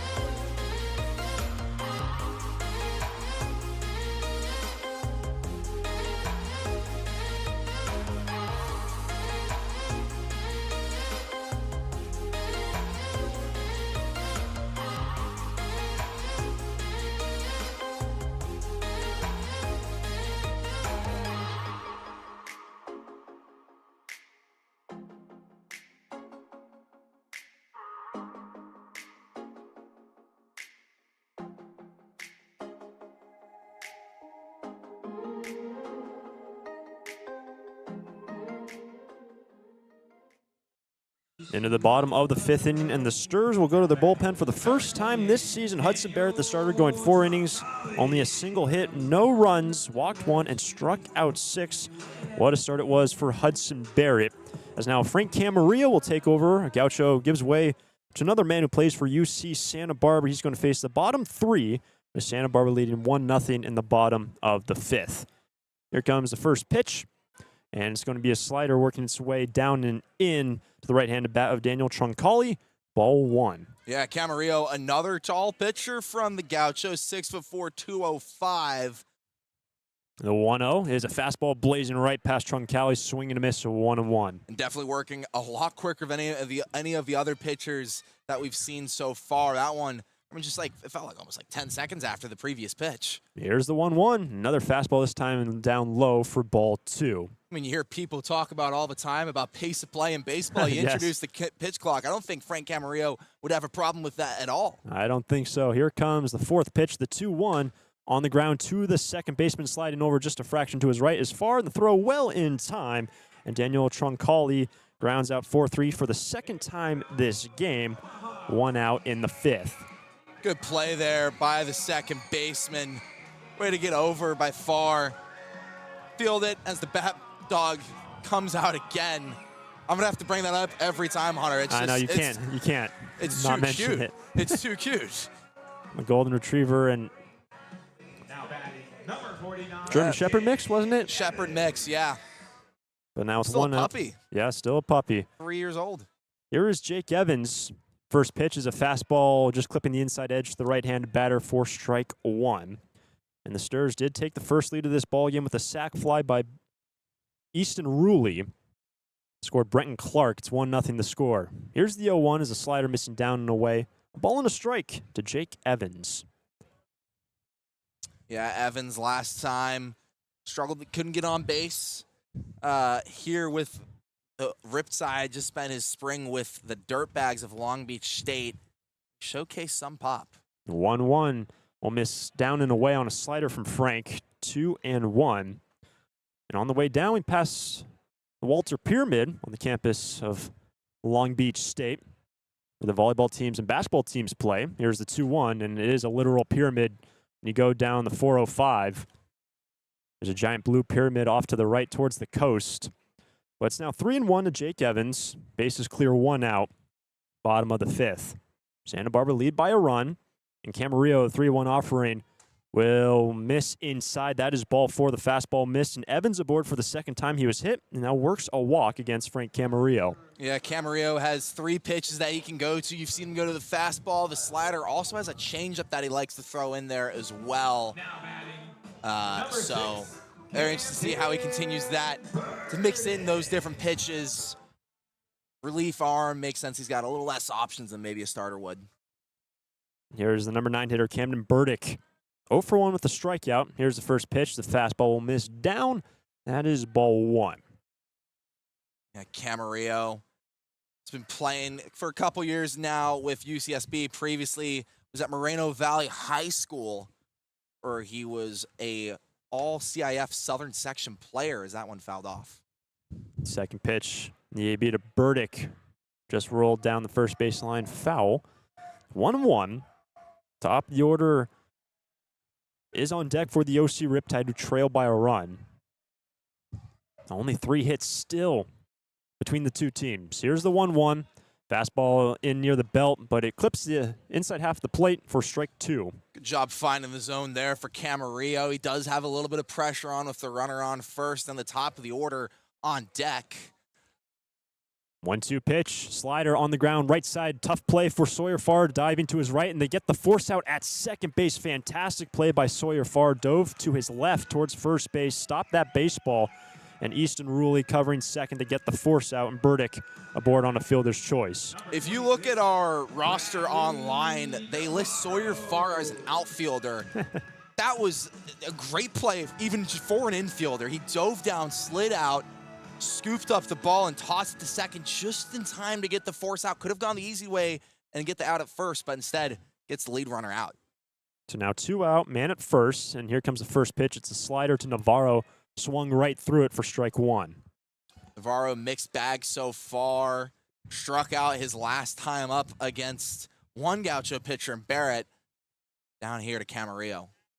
Does have the lone hit for the Riptide. Here's the 0-1. Off speed is lifted in a shallow center field. It looks like Farr, the second baseman, drifts back into short center and makes the squeeze. And Frank Camarillo works around a 1-out walk. And we head to the 6th inning. The Santa Barbara Foresters leading 1-0 over the Riptide.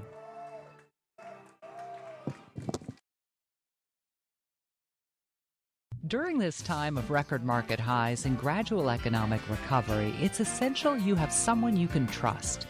For 10 consecutive years, the Santa Barbara News Press Reader's Choice Poll has awarded Tremblay Financial Services recognition for the financial guidance they provide their clients. Tremblay Financial Advisors continually educate their clients with new options and financial planning tailored fit to you. For more information or an appointment, call 569-1982 or log on to tremblayfinancial.com. Securities and advisory services offered through Centaurus Financial Inc., member FINRA and SIPC, a registered investment advisor. Tremblay Financial Services and Centaurus Financial are not affiliated companies. Investing involves risk, including potential loss of principal. No investment strategy can guarantee a profit or protect against a loss in periods of declining values.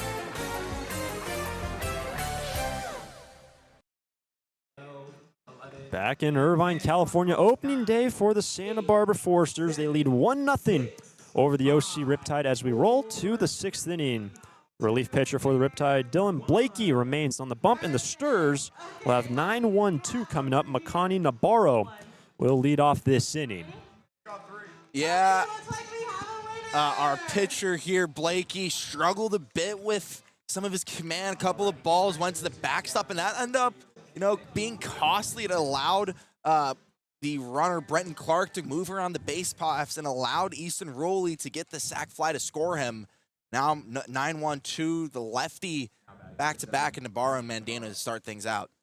Nabarro currently 0 for 1. He grounded out 1-3 back in the 3rd. Here comes the first pitch on the lefty-lefty matchup, and it's in there on an off-speed for strike number 1 to Makani Nabarro. Nabarro goes to Cuesta College. Had a solid freshman campaign where he hit around 380. Showcased some pop as well with 7 home runs. Sturs lead 1-0, top of the 6th. Here's the 0-1, squaring around to bunt, pulls it back, and it's going to take ball upstairs to even the count 1-1. Got his face a little close to that heater from Blakey. Could have hurt. Nabarro, familiar with the Santa Barbara region, hails from Buellton, California, a town just north up the 101 from where Santa Barbara is located, a little bit inland. But now the 1-1 pitch is going to skip probably about a foot, 2 feet in front of home plate. Like the fastball from Blakey, that's ball 2. And another ball in the dirt for Blakey. I mean, if you're the Riptide, you might have to be a little concerned about this location. Maybe look to a bullpen arm if you're manager Brian Evans. 2-1 pitch to the leadoff man. Nabarro will take a fastball, just clipping the outer edge, 2-2. That time did a better job of keeping it high. That one just clipped the edge, as you said. Good location for Blakey. Can Nabarro reach base for the first time this season? He's at a 2-2 count. Here's the pitch. Off speed, sails over his head. He ducked under it. That's going to be a full count. Looks like Blakey was trying to go to a curveball and did not curve. It's like the old, nursery rhyme for the children. If you can't go under, you can go high. I don't know. I mean, I was all over the place for Blakey. Count now full to the leadoff man, Makani Nabarro. Ground out 1-3 back in the third. Leads off the 6th. Here's the pitch. Fastball will miss down, and it's a leadoff walk for the Sturs. Nabarro aboard for the first time. And that's a good sign. We all know, as you said, that Bill Printard wants to get some speed on the base path. How about 15 stolen bases as a freshman for Makani Nabarro at Cuesta College? And to that point, the Sturs had over 100 attempted stolen bases on the year last season. That's when they went 26-12. Ended their season in the quarterfinals in the NBC tournament in Wichita. But now back to the top of the order with Maddox Mendino. Here's the pitch. He squares around to bunt. Is going to take a ball inside. Mendino today currently 0 for 2. A ground out to third and a ground out to second. A few times now that we've seen a Foresters player show bunt. Makes sense this time with one on. Sturs lead 1-0, top of the 6th inning. Here's the 1-0 pitch. He'll have to wait. A check back to Nabarro at first base. Held on by the former Stur, Johnny Rodriguez. To be fair, I'm surprised that was the first throw we've seen to first, considering the speed that this Foresters lineup has. Camden Sos, the third baseman, pinched in just a fraction on the junction between the infield grass and the dirt. Here's the 1-0. Maddox pulls around to bunt, takes it back, and it's going to be an off-speed missing down and away for ball 2. To follow Mendino will be Brady Dallimore. Can the Sturs get some extra runs on the board? Still just 2 knocks for Santa Barbara and only 1 for the Riptide. Nice lead at first base for Nabarro. 2-0 pitch. Maddox Mendino squares around to bunt, pulls it back, but takes a strike this time as Blakey's able to find the zone. I mean, doesn't it feel like this game is just waiting to be cracked open? The pressure's building in the pot. You're just waiting for someone to open it up and just release it and just open this game up. Game 1 of 35 for Santa Barbara being played here tonight in the regular year. 2-1. It's a bunt down the first base line. A very good bunt. Rodriguez, the first baseman, moves in, and reaching is Mendino. No one was covering first base. Ben Castelli was very late, the second baseman, to cover first as Rodriguez, the first baseman, moved in to make a play on that ball. 2 on and nobody out in the 6th for Santa Barbara. I mean, it wasn't even that traditional of a bunt. It almost reached the first baseman. He didn't have to move that much to reach, but no one covered the bag. Allows to get 2 on as we see Brian Evans exit the dugout and go over and talk with his pitcher. And Brian Evans now the first-year manager with the OC Riptide under Connor Spencer last couple years. He's the pitching coach for this Riptide team, so he knows arms very well, and also with Golden West Community College, a school that's just north of here, I should say maybe a little more westward from where we are here in Irvine. And he still is the pitching coach. That is what is listed on the website. And it makes sense. I mean, he had a very successful playing career. He's still the all-time wins leader at DeSoto High School. Was the Friday night starter for UC Davis in the mid-2000s, and then picked in the MLB by the Marlins in 2008. Managed to reach AAA a couple times in the minors. The batter will now be Brady Dallimore after the bunt single by Mendino, which followed the leadoff walk to Makani Nabarro. So first and second, nobody out. The Sturs leading by a run in the top of the 6th. They look for more. You don't want really anyone else at the plate than Dallimore, who has been phenomenal. Here's the first pitch, swing and a miss. Strike one. And if Nabarro and Mandino are lightning, Dallimore is the thunder. He's 6'4", 230, has some pop. We know that. Can he use it to a good use? Currently 0 for 2, a ground out to first, and a strikeout swinging. Blakey asks Troncalli to run through the signs one more time.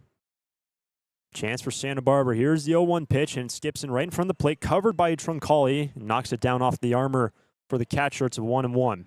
Good job defending that ball there. If that got past them, it would have been 2 runners in scoring position with no outs. To follow Brady Dallimore will be Easton Mamu. Still no one out in this inning. Blakely frantically, maybe not frantically, but quickly ushering to work through the signs again from his catcher. Here comes the 1-1. Fastball right down the middle. Strike two.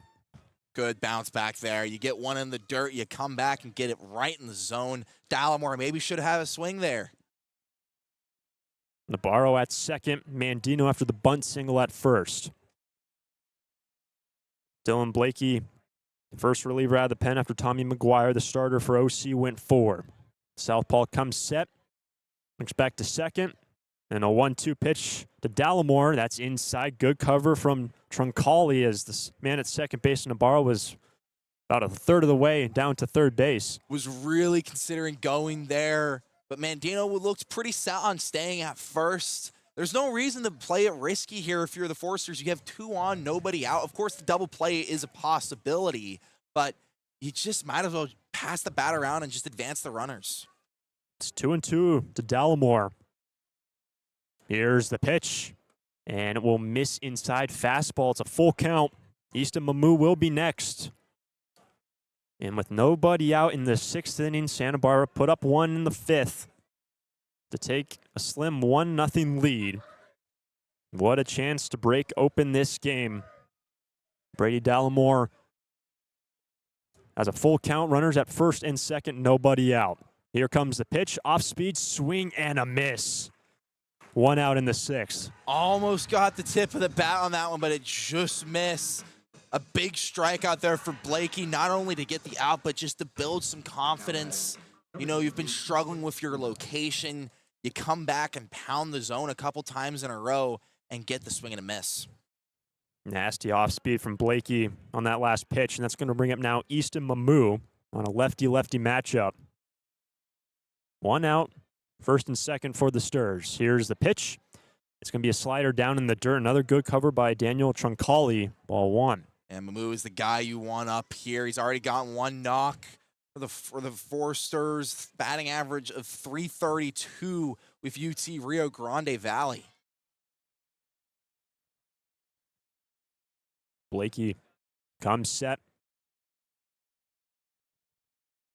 Here comes the pitch. Looks like the runners might take off, and 2 Sturs are now at second base, and they're going to get him at first base.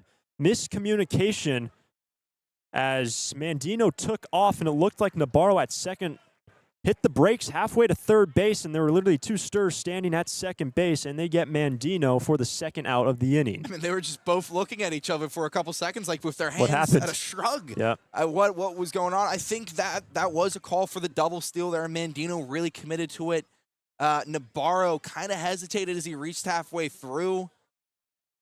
And now you just have 1 on. Granted, it is Nabarro in scoring position, which is good news still for the Foresters.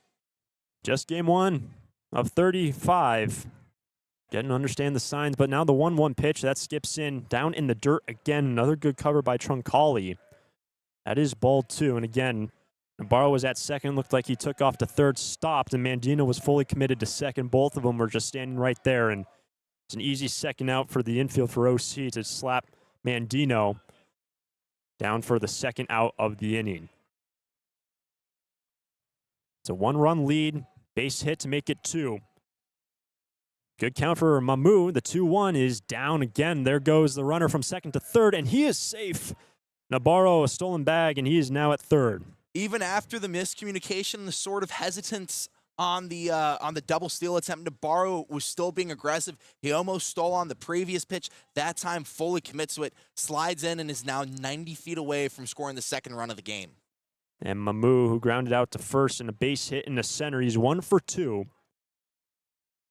He's ahead 3-1. Here's the pitch. Fastball away. Ball 4, and runners now on the corners for Santa Barbara with 2 out in the 6th. But now you do have a couple bases to play with here. If you're Blakey, of course, you don't like getting 2 on as Brian will be heading out. Brian Evans, manager. Looks like that's going to be it for Dylan Blakey, the reliever for OC Riptide. The Sturs put up a run in the 5th against the reliever after Tommy McGuire, the starter, went 4 scoreless innings. And OC Riptide going to the bullpen. We'll step aside. 2 out in the top of the 6th. Runners at first and third, and the Forsters leading 1-0 over the Riptide. Now in the game. During this time of record market highs and gradual economic recovery, it's essential you have someone you can trust.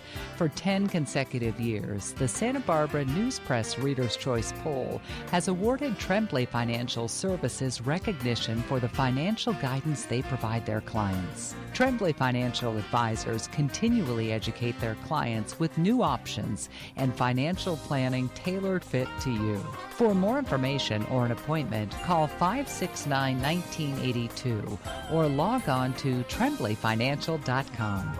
Securities and advisory services offered through Centaurus Financial Inc., member FINRA and SIPC, a registered investment advisor. Tremblay Financial Services and Centaurus Financial are not affiliated companies.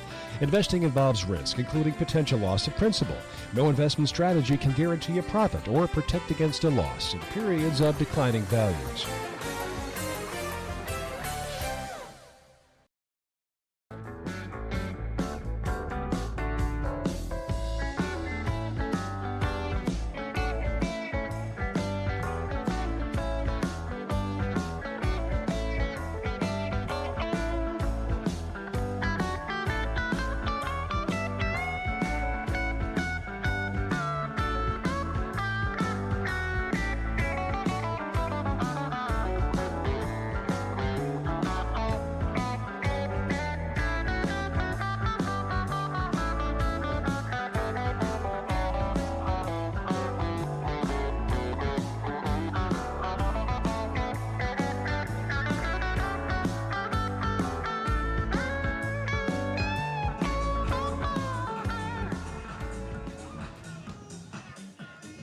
In the top of the 6th inning, the Sturs lead 1-0 over the OC Riptide. They have a runner at first and third with 2 out, and the new arm for the OC Riptide will be Jake Spence. Yeah, Spence, a righty from San Francisco State this past season with the Gators. 4.26 ERA in the final season of San Francisco State baseball. The program will be cut after this year. The batter for the Sturs will be Caleb Hoover, who's gone 0 for 2, has struck out looking, and grounded into a 4-6-3 double play. A chance to buff this lead, a check down to the man at first. Easton Mamu, who just worked a walk against Dylan Blakey. Blakey, who ended up going an inning and 2/3, 1 hit, responsible for the 2 runners on the bases. He walked 2 and struck out 2. First reliever for the Riptide. But here comes the first pitch, and it's going to be a fastball on the outside edge to Hoover, who bats from the left side, strike 1. Yeah, Spence working with a 3-pitch mix. You got the sinker, you got the slurve, and then you got the changeup, looking to really get some weaker contact that can go to the infielder and get the quick out. With 2 out, here's the 0-1 pitch. High chopper over to the second baseman. Castelli fields it off a giant second hop, and the throw was in time. Castelli was very casual, then saw a massive bounce, ricochet probably 20 feet in the air, but the throw was in time, and the Sturs leave a pair stranded in the 6th inning. Go to the bottom half of the frame. Santa Barbara lead 1-0 over OC.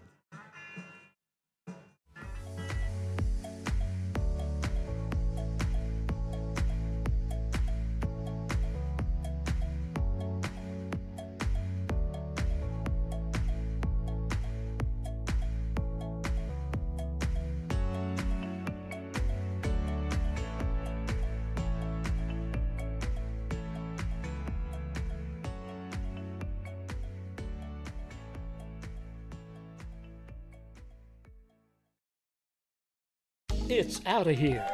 It's tough to tell whether that's another Forester's home run or one of the many flights going out of the Santa Barbara airport. With 22 daily departures and 11 direct destinations, including Chicago, Dallas, Las Vegas, San Diego, and Seattle, there's no need to drive and fly when you can take off local at the Santa Barbara airport. Prepare for a departure from the usual travel experience. Choose SBA and depart differently.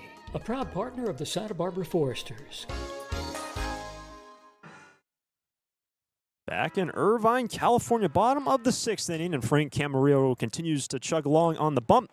Back out for his second inning in relief after Hudson Barrett, the starter for the Sturs, who is a Santa Barbara Gaucho. In 4 innings, 1 hit, no runs. He walked 1 and struck out 6. And the pitching has been fantastic, only allowing a single hit so far tonight, Nate. Yeah, not only just the single hit, but getting some really good strikeout stuff. We mainly saw that from Barrett a lot. Camarillo has some strikeout stuff as well. 19 strikeouts to 8 walks this past season at UCSB. Here comes the first pitch to Castelli. A check swing got all knotted up. He's able to lay off the fastball, it looked like, from Frank. Ball 1. It's going to be 2-3-4. Scheduled for OC, and Castelli has struck out looking twice today. Here's the 1-0. Fastball is lifted down the left field line, slices out of play. 1-1. Yeah, Camarillo, as we said, one of the few Gauchos on the roster. UCSB this past season, 36-14. Andrew Checkett's 14th year always likes to send a couple guys to the Sturs. Absolutely. Here comes the 1-1 as a slider bent its way in there on the back door. Ball and 2 strikes to Castelli, bats from the left side. It's going to be a lefty, a righty, and a lefty to face the right-handed pitcher of Camarillo this inning. Sturs lead by a run. Here's the pitch. It's going to miss away a fastball 2-2. And we talk a lot about how there's a lot of guys from Santa Barbara on the Foresters. There's a lot of Orange County guys here for the Riptide. The 2-2 pitch on the ground to the second baseman. Sawyer Farber's playing right at the junction between the infield dirt and the grass, and a comfortable throw to first. And Castelli is retired 4-3, 1 out in the bottom of the 6th. I have to say, Sawyer Farr has been extremely impressive over at second. Has had a couple of tough fastballs hit at him. Fielded them without a struggle. Makes sense. He was recruited as a shortstop to Texas A&M, where he was the 7th overall shortstop in the nation as a recruit. Here comes the first pitch to Camden Sos. It's going to miss down, ball 1. You said it. Farr's looking extremely comfortable. Very classy on the defensive end, the switch hitter.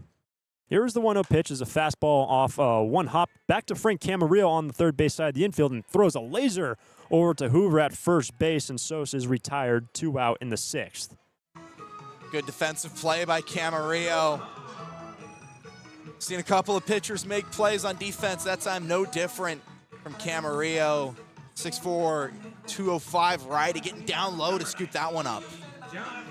Sturs leading by a run in the bottom of the 6th inning. Base is clear now, 2 out for the OC Riptides. 4th batter and former Forester Johnny Rodriguez. Here's the pitch. It's a fastball right down the middle, strike 1. Someone who we saw the Foresters kind of pitch around a bit in the first inning. That time going right at him, fastball down the middle. Just a 1-run game and just a single hit for OC. Second pitch, swing and a miss. Actually, it looked like got off the end of the bat, but it will be strike 2 on Rodriguez. Way early on that one for Rodriguez. Johnny is 0 for 1. Worked a walk in the opening inning and had a pop up to short.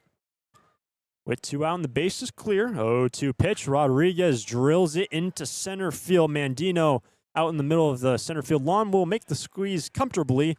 Adjusted initially off the barrel and just camped out under it. And it's a 1-2-3 inning for Frank Camarillo. And we're headed to the 7th. Santa Barbara Foresters lead 1-0 over the Riptide. Need a new copier for your office? Coastal Copy is the original copier dealer in the Tri-Counties and your authorized Kyocera dealer, offering complete sales, service, and supplies on a full line of Kyocera Task Alpha digital MFPs. And thanks to the latest in Kyocera mobile and cloud technology, we offer Kyocera's mobile print app, which allows you to access documents through your smartphone or tablet. Call us today to schedule your free assessment and quote. You'll see a difference because we go the distance. Call 1-800-995-8835.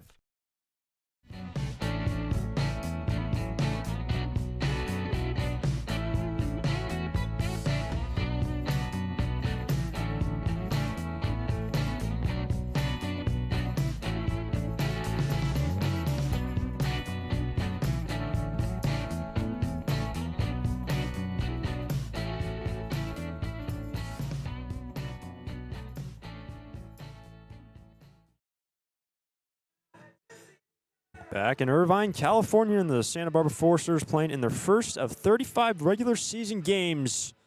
Lead 1-0 entering the 7th inning. Jake Spence, who came in and faced one batter in the 6th, remains on the hill for the Riptide, and he's going to face Sawyer Farr, Brenton Clark, and Easton Ruley. That is 5, 6, and 7 for the Sturs coming up. Yeah, this is a part of the order that we've seen have success, especially with Clark and Ruley. Clark's gone on base both times they've come up. Ruley got the first RBI of the season for the Foresters, the only RBI of the season for the Foresters. And Sawyer Farr looking to turn some defense on one end into some offense right now. Here comes the first pitch to the switch hitters, a fastball, swing and a miss, and Farr is batted from the left side against the righty, Jake Spence. Sawyer is a line out into left and a strikeout swinging. Last time he stood in the 5th. But his first look at Spence. Here comes the 0-1 delivery to Sawyer. And he's going to take a strike down the middle. 0-2. Yeah, Farr struggled a bit at the plate at Texas A&M this past season. Only hit 176. Brenton Clark stands on deck. And here comes the 0-2. And the fastball is going to miss away at belt height, ball 1. But if he didn't hit the ball well, he certainly got on base. An OBP of 352 showed his discipline. Nice on-base percentage in relation to the averages past year with A&M. But now the 1-2 pitch is spoiled back over the seats and out of the entire complex directly behind home plate. Ball and 2 strikes. And Farr, as we said, the switch hitter has been doing it since he's been around 10 years old. Consistently switch hitting throughout his entire career since that age. He leads off in the 7th. Sturs lead by a run. Spence comes set, the right-handed pitcher, and the 1-2 delivery. Fastball sent down the left field line, slicing well foul. Remains 1-2. Farr, one of 2 Aggies, along with Terrence Keel on the roster. And the Texas A&M, really interesting season. They were the preseason #1 after making the national championship in 2024. But after a shock coaching change, they've struggled a bit. Lost a lot of players to the transfer portal. The 1-2 is going to miss down 2-2. As Farr, maybe could be one of those guys that steps up a lot this next year. Obviously, we'll see some more opportunity with 8 players that enter the transfer portal on the first day for A&M. There's been a lot of players, to say the least, entering the transfer portal this year. I mean, I feel like every year it gets more and more. But now the 2-2. And Sawyer's going to see an off-speed missing high and away, count full. Even some of the coaches were talking about that on the bus. Notably, Scott Murray, the pitching coach this year for the Sturs, talking about the season's not even over, just in the super regionals and all the players that have put themselves in the transfer portal already. But right now, the man leading off the 7th, Sawyer Farr, is at a 3-2 count. Here's the pitch. Fastball's lined and past the shortstop for a base hit. And Sawyer Farr has his first hit of the season into left center. And Farr, the leadoff single for the Sturs. Yeah, really impressive piece of hitting there from Sawyer Farr. Works the count, gets a good piece of the bat onto the ball, and just drives it past the shortstop. Great effort by Rosales, but it was just too quick. And that's going to bring up Brenton Clark, who is 1 for 1, a walk, and a run scored. Big day already when the man plays for Arkansas. The Sturs, for the second straight inning, had their leadoff man aboard. Makani Nabarro had a leadoff walk in the last. But now the first pitch, swing and a miss, fooled on the slider, strike 1. Looking to send that one deep from Brenton Clark. I've already seen some aggressive base running from Bill Pintard. We'll only see more throughout the course of this season. There goes the runner. The 0-1 will miss down, and Farr will slide in. No problem. The throw is into center field, and Farr's going to get to third on the errant throw. So a stolen base and an E2 to advance Sawyer Farr all the way to third base with nobody out in the 7th. Aggressive base running pays off yet again for the Foresters. You mentioned over 100 attempts last season. Worked out pretty well for them, I would say. Carries over into the first here, as Sawyer Farr was 5 for 5 on stolen base attempts at College Station. 1 for 1 as a Forester. And a big chance for Santa Barbara to buff their 1-run lead in the top of the 7th. It's 0-2. Here's the pitch, and it's going to miss down to Brenton Clark on a fastball. Ball and 2 strikes. Clark has gotten himself into a 2-strike count, but fights back there, 1-2. Worked a full count last time out. After the stolen base and the error, the 1-2 pitch is going to miss down. It gets away from the catcher, and coming in to score is Sawyer Farr on the wild pitch to score the second run of the day. So a stolen base, an E2, and a wild pitch will score Sawyer Farr after a leadoff single, and Santa Barbara now leads 2-0 in the 7th. Trincali looked a little bit frustrated there. Before he went over to grab the ball, he kind of looked at his pitcher, Spence, just gave him a little, shrug, what are we doing? Jogs over the backstop, didn't even try to make a play at the plate, and instead extends the Foresters' lead.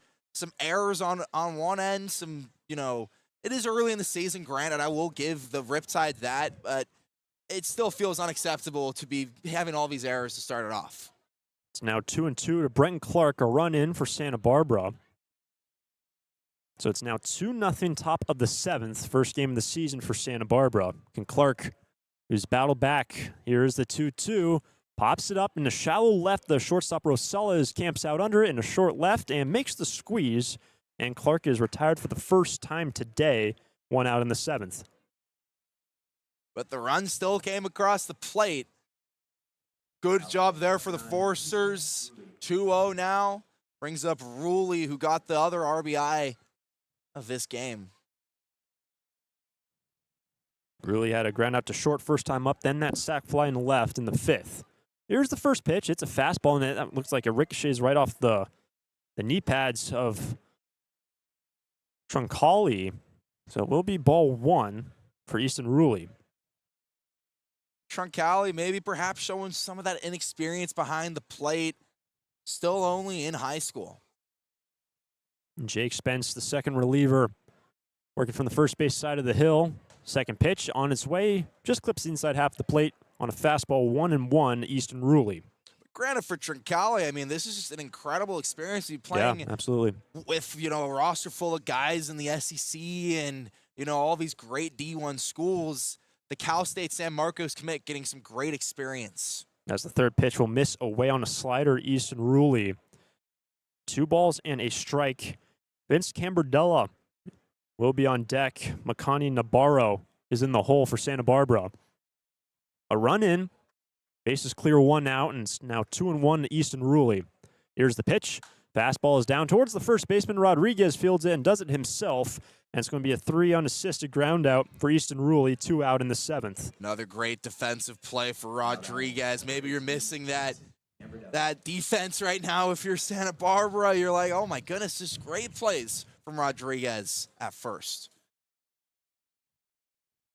So after Farr had a leadoff single, worked his way all the way home with a stolen base and error and a wild pitch. The next 2 retired by Jake Spence.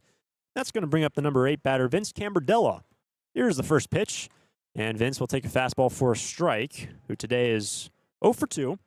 Ground out 3-1, and a ground out to third. Yeah, some quick outs for Gambardella, the UNLV rising senior.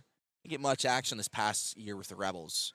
And as the 0-1 fastball will miss away at belt height to even the count at 1.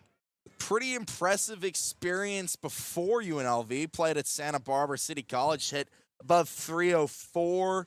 Career OPS above 800.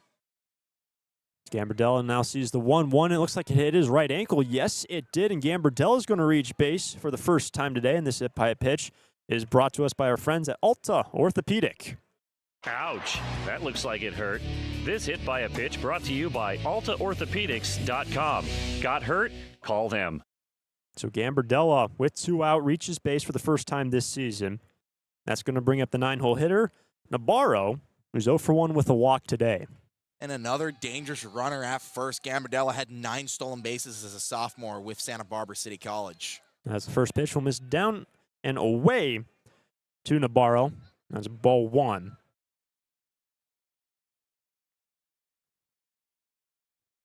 So a couple local products relative to Santa Barbara on the diamond currently. Here comes the second pitch. That's going to miss inside on a slider to Nabarro, as we said earlier, from Bulletin town.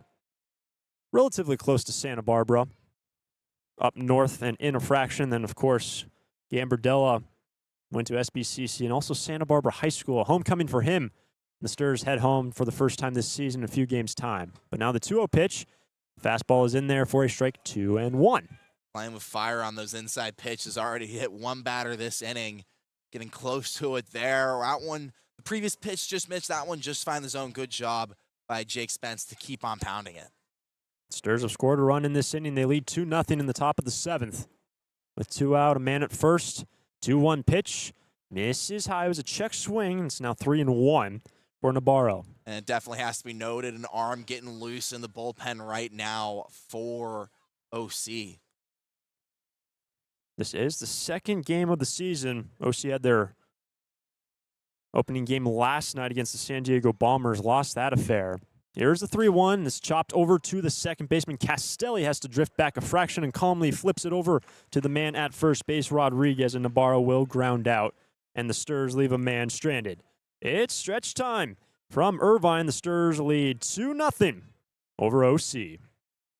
Need a new copier for your office? Coastal Copy is the original copier dealer in the Tri-Counties and your authorized Kyocera dealer, offering complete sales, service, and supplies on a full line of Kyocera Task Alpha digital MFPs. And thanks to the latest in Kyocera mobile and cloud technology, we offer Kyocera's mobile print app, which allows you to access documents through your smartphone or tablet. Call us today to schedule your free assessment and quote.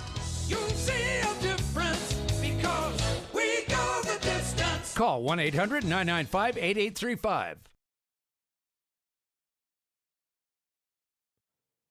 Santa Barbara Airport has 5 airlines: American, Alaska, Delta Air, Southwest, and United, with 12 direct destinations from Santa Barbara to Atlanta, Dallas, Denver, Las Vegas, Oakland, Los Angeles, Salt Lake City, Portland, San Francisco, Phoenix, Seattle, and Sacramento. With 23 daily departures from Santa Barbara, SBA's newest daily service on Delta Airlines to Atlanta and Salt Lake City can ensure that you can get anywhere in the world in just one stop. SBA is proud to join over 200 airports around the world in the Hidden Disabilities Sunflower Program. Passengers with a disability can opt into the program, and in doing so, trained staff at SBA will be there to provide additional level of customer service. You can learn more at www.flysba.com. Once again, you can learn more and book your flights today from Santa Barbara at www.flysba.com.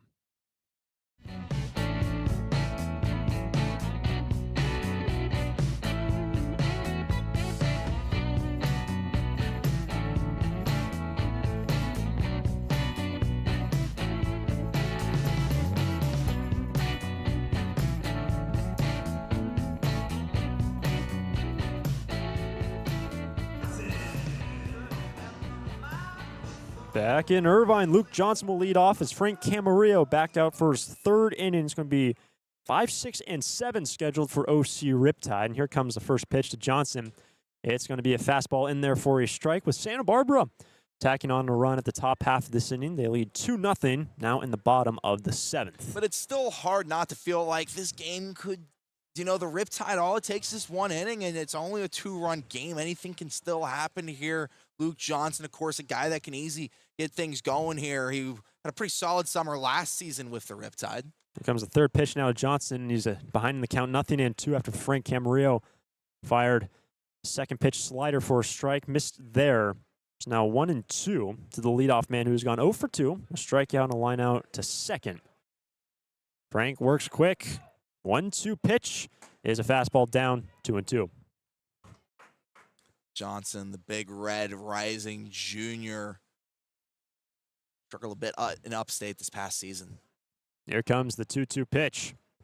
A swing and just taps it foul behind the head of the catcher, Brady Dallimore. Remains 2-2. Played his high school ball, Johnson, at Santa Margarita Catholic, one of the top athletic programs here in Orange County. Infield playing straight away as the 2-2 on its way, and just missing a fraction low from Camarillo. The count is now full. The off-speed just missed a fraction low, says the plate umpire. But now the payoff pitch to Johnson, tapped over to the third baseman, charges in off one hop, and a good throw and a good play by Easton Mamu. Charged that ball and fielded it right at dirt level and Johnson will be retired 5-3. Great play over at the hot corner. There's a reason why they call it that. Has to be always attentive. Moomaw that time runs in, fires it over to first base, and gets out Johnson just in time. Big first out here in the bottom of the 7th. Last 5 retired by Camarillo. He's now going to face Marcos Rosales. Here's the pitch. It's going to be a slider for a strike, 0-1. Rosales is 0 for 2. Line out into left and reached on an error. Was then eventually thrown out at second, caught stealing. That was back against Hudson Barrett. 0-1 is going to miss down and away to even the count. And Barrett, fantastic 4 innings, got the start. 6 Ks, only a single walk for Hudson Barrett. 1-1 now is going to be a slider bending its way in, 1-2. To your point, 0 for 2. I mean, when your side only has 1 hit, it's Yep. pretty. Odds are that you are not going to be the guy that had that 1 hit. The Sturs only have 4 as they lead 2-0. Here's the 1-2 pitch, and it's lined in the right. Big run for Clark, and Clark is able to get there out in the center of right field. And Brenton Clark records the second out. And to that point, Nate, that hit coming, the leadoff batter of the ball game, Brad Navarro, a base hit in the center. Other than that, one man reaching on an error, a hit batter, and 2 walks given up by Santa Barbara pitching. And when you say Santa Barbara pitching, it is the Santa Barbara Gauchos and also the Santa Barbara Foresters taking care of business here in the opening game. Have to be pretty happy if you're Andrew Checketts with how the pitching staff is playing here in the summer. With 2 out and the bases clear, here comes the first pitch to Troncalli, swing and a miss through the fastball, strike 1. And an ugly swing and miss at that. He was way out of time on the Camarillo heat. Troncalli, the number 7 batter, will next see the next pitch already from Frank. It missed in and high, buzzing the tower on Troncalli, who is 0 for 2 today. Pair of groundouts to second base. With 2 out and the base is clear, bottom of the 7th, the 1-1 pitch is sent back directly behind the plate. You're at the top of the screen. Ball and 2 strikes with the Sturs leading 2-0. Picked up their first run in the 5th. Tacked on 1 in the 7th, the top half of this inning. 1-2 pitch, slider, check swing, but a called strike 3. And Frank Camarillo has retired 6 in order. Make it 7 with that punch out. And we are headed to the 8th, and the Sturs leading 2-0 over OC. It's out of here.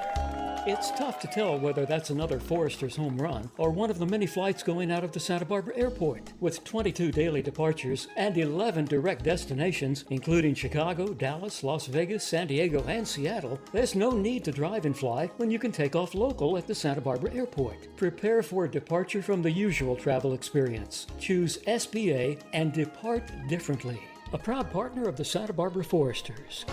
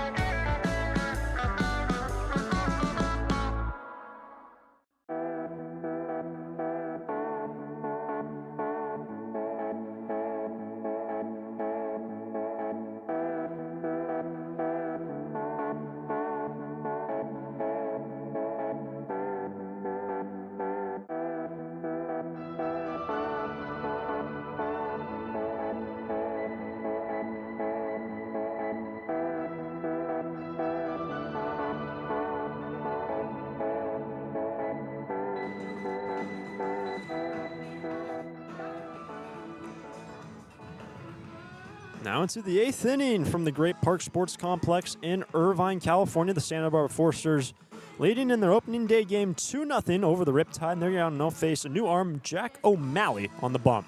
Yeah, O'Malley stands at 6'8" tall. Maybe playing the wrong sport, should be playing some basketball. And I mean, he's an interesting guy. He's got a 3-pitch mix, fastball, slider, splitter, someone that struggles a lot with his control. This past season with Bucknell, his walk to strikeout ratio was 3-1. So potentially a guy you can see letting people on base a lot.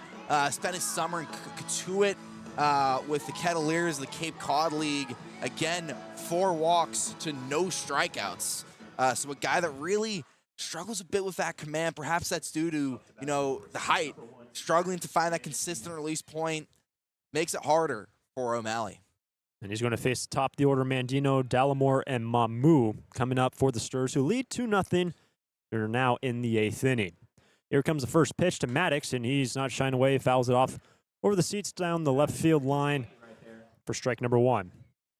Probably a fun viewpoint from behind the dish. 6'8" on the bump, and Mandino standing at 5'9", nearly a foot difference between hitter and pitcher. And Mandino today, he's 1 for 3, had a bunt single in the 6th. Here's the 0-1, and it's in there on a fastball, 0-2. And really did a good job of showing off his speed on that bunt as well. It wasn't a particularly great bunt. I mean, it was kind of to the first baseman, but he just outran it and then was looking to be aggressive on the base path. That ultimately was costly, got him out. Falls behind, 0-2, the leadoff batter. Here comes the pitch. Swing and a miss through the fastball. And Jack O'Malley strikes out the first man he faces. Mandino down on strikes, 1 out in the 8th. Control didn't look to be too much of an issue there. Got some good swing and misses. O'Malley in command after his first batter faced. That's going to bring up Brady Dallimore. Gone 0 for 3. Ground out to first and a pair of strikeouts for the man who will be a rising freshman at TCU. First pitch, rifled right in front and on top of the Foresters dugout down the first baseline, strike 1. That was a missile off the bat of Dallimore. Put all 6'4", 230 into that one. Base is clear, 1 out. Santa Barbara leading 2-0 in the top of the 8th over OC. These two teams will meet a couple more times throughout this season. Sturs will have one more road trip down here. The 0-1 is lined up the middle. It's a base hit for Dallimore. And a 1-out knock, and Brady has his first hit of the summer. Great piece of hitting there. That one just off the edge of the bat. Beats the middle of the infield. Good velocity behind it as well. Dallimore was a .460 hitter in high school. And gets some good piece of the bat on that one for his first hit as a Santa Barbara Forester. 5th hit of the evening for Santa Barbara. And just as we mentioned in the last inning, OC just a single hit so far between Hudson Barrett and Frank Camarillo. Throwing 7 innings of just 1 hit between the two. And we are just past 9 o'clock local time. We know a lot of these players from Texas, Central Time Zone, even in the Eastern Time Zone. So we appreciate you sticking with us late into your evenings. And now, depending on where you are, maybe into your mornings. As Santa Barbara leading 2-0 in the 8th, and the batter is now Easton Mamu. There goes the runner.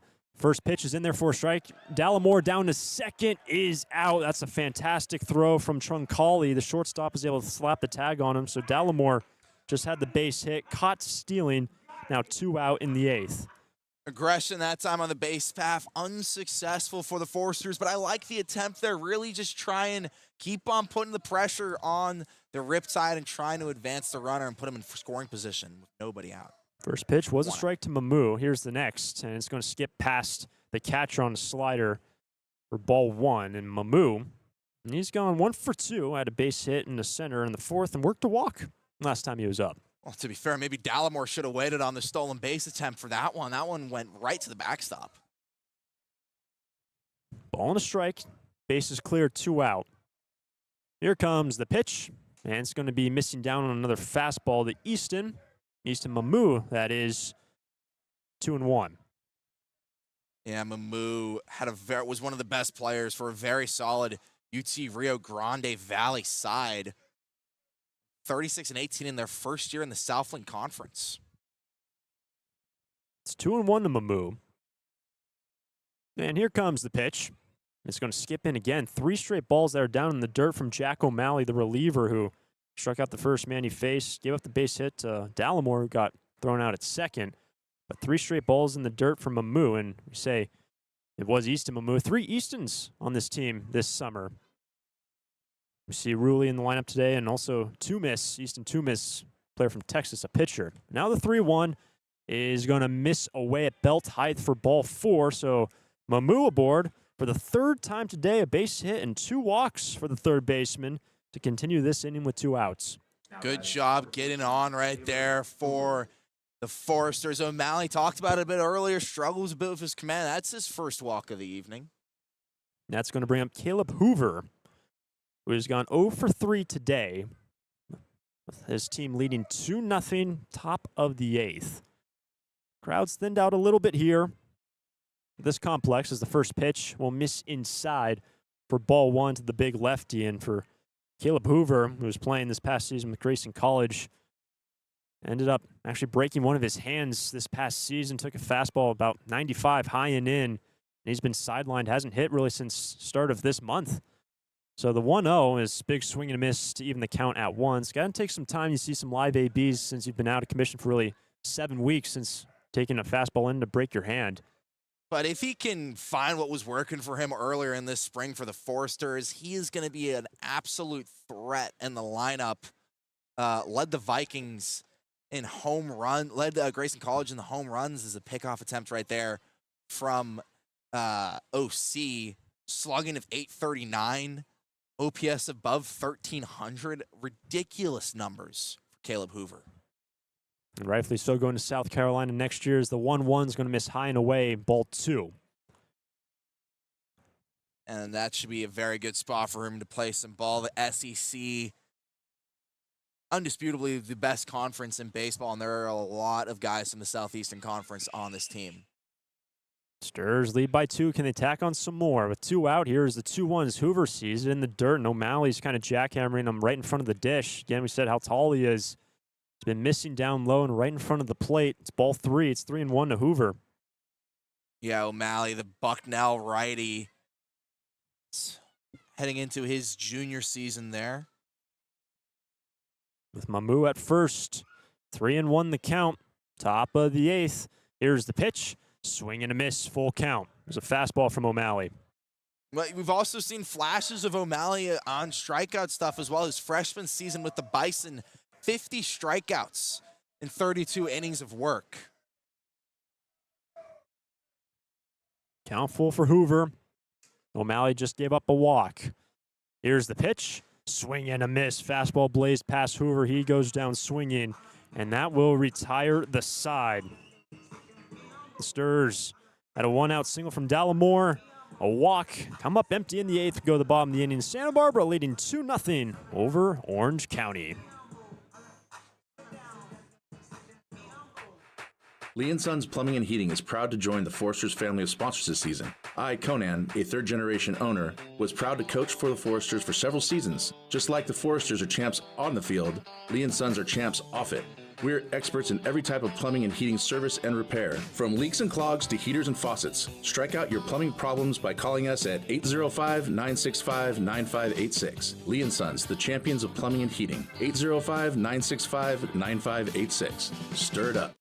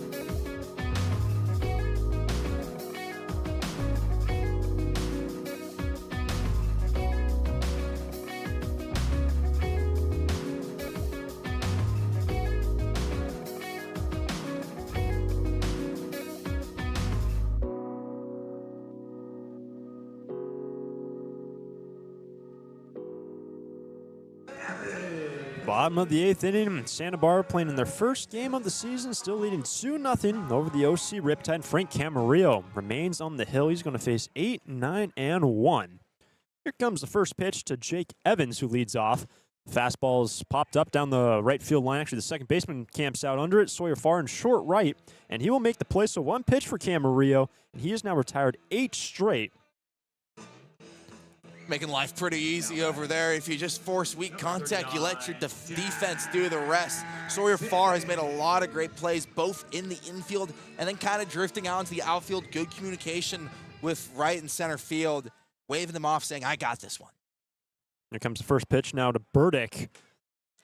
Swinging a miss through the fastball from Camarillo. 0-1. Burdick 0 for 2. Struck out looking and reached on a fielder's choice in the 5th. Camarillo did enter in the 5th inning. He now winds up the 0-1. As the slider's going to miss down and in to even the count. The only blemish on the card so far for Camarillo is a walk with 1 out in the 5th. Here's the next pitch. Swing and miss 1-2. It's actually a pinch hitter in the 9 spot. Jack Salmon. Jack Salmon, an outfielder, junior at Hawaii. Got some solid run for the Rainbow Warriors, 231 average. Here's the next pitch. Swing and a miss in the high fastball, and Jack Salmon's going to strike out. And he goes down as a second out in the 8th inning, and that's going to bring around the top of the order, Brad Navarro. With the Stars leading 2-0, bottom of the 8th, and Camarillo. You don't see anyone up in the pen. Possibly Elliot Gallegos, another Santa Barbara Gaucho, who we were told might pitch today, but with Barrett going 4, Camarillo is in his 4th inning, looking very strong. First 2 retired, and that's going to bring up Navarro. First pitch is a fastball in there at belt height, 0-1. Yeah, but Camarillo still looking really, really fresh. Never really went too far. There was one performance this past year. That one will be a ball. Yeah, the second pitch looks like a good pitch. Just missed a fraction to even the count at 1. Now here comes the third pitch to Navarro. Camarillo a little bit of a longer hold, and he has to cycle through the signs again with Brady Dallimore. But now the 1-1. It is a fastball missing away, 2-1. He has had experience going deep into games in April of his past year. Went 6 1/3 innings against U San Diego to secure a 9-3 victory for the Gauchos. That's a 2-1 pitch slicing down the left field line. It is down and looking for 2 bases is Brad Navarro, and he will cruise into second, and he took a wide turn. That ball was all the way down the corner and out of play. Down in the deep corner down the left field line, time being called, and Navarro, who had the first hit of the ball game, now picks up the second, a double down the left field line. And that's going to bring the tying run to the plate for OC Riptide. It's just a 2-0 Santa Barbara lead.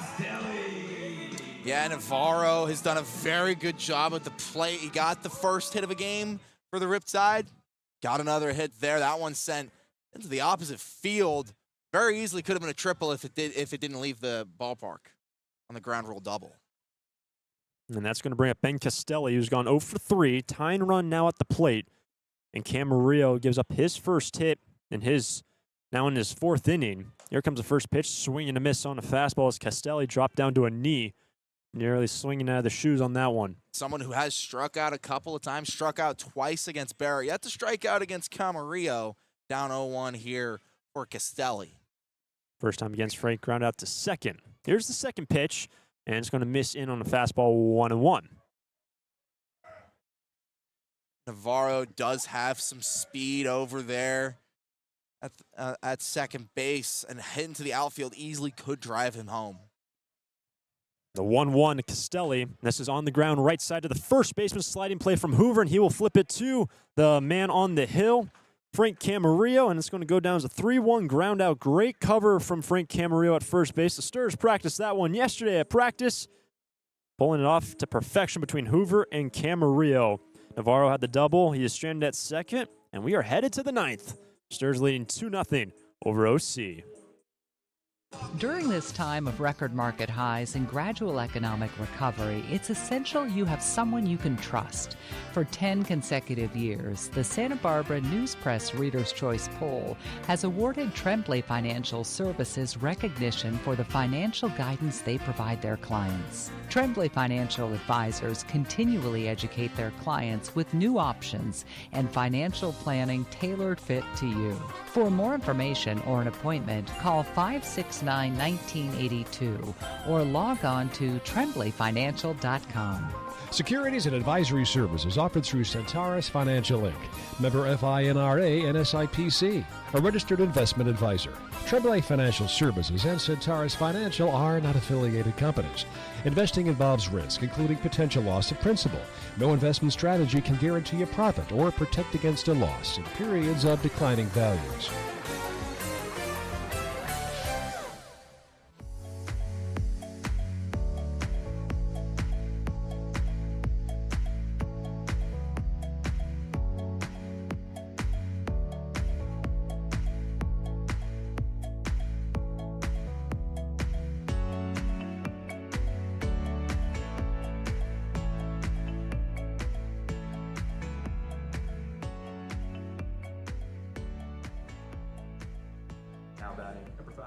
Back in Irvine, California, and the Santa Barbara Foresters playing in their first game of their season, lead 2-0.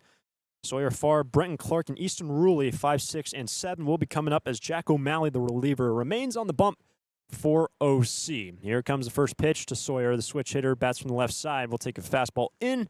That is ball one.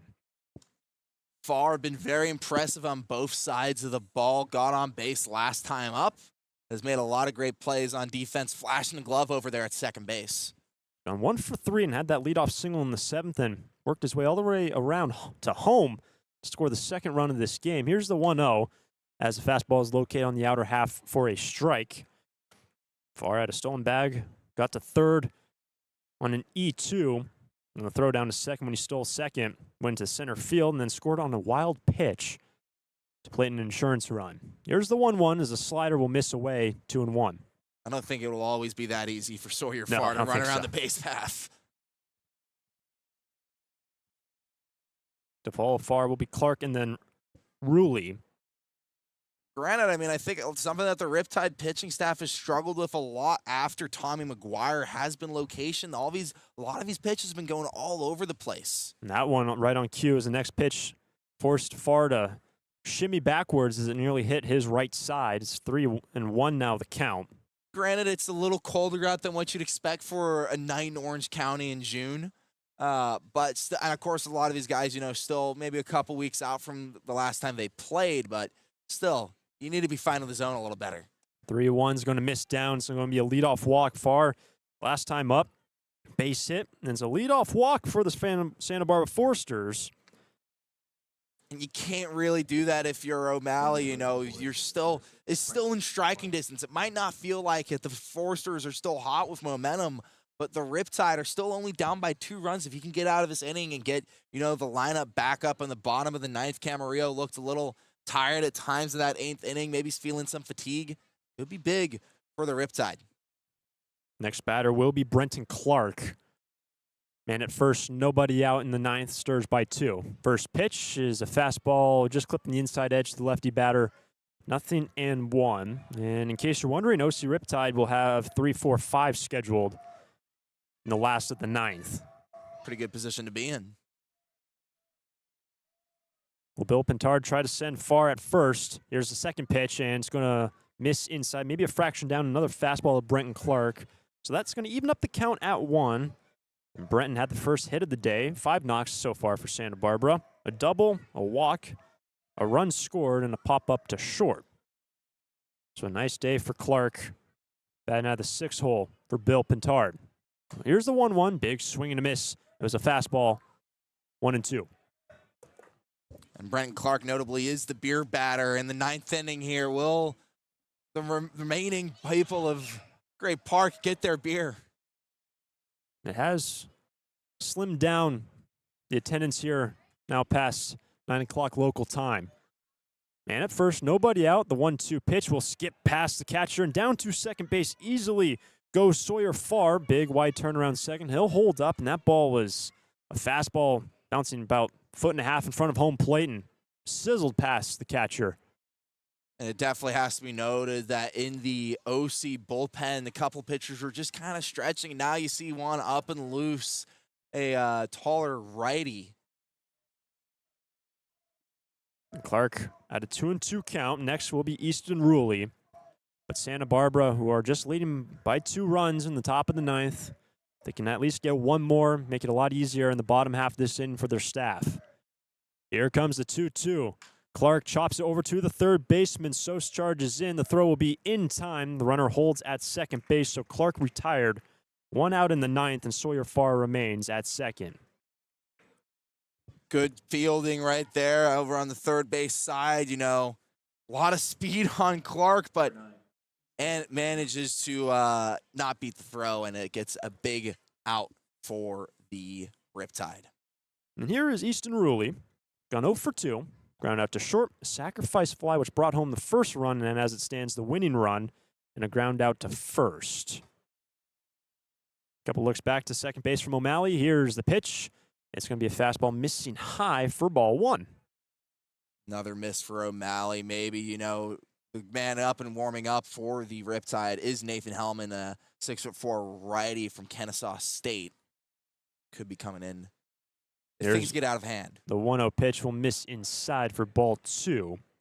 After Ruley will be Vince Camberdella with 1 out in the 9th. Sturs leading 2-0.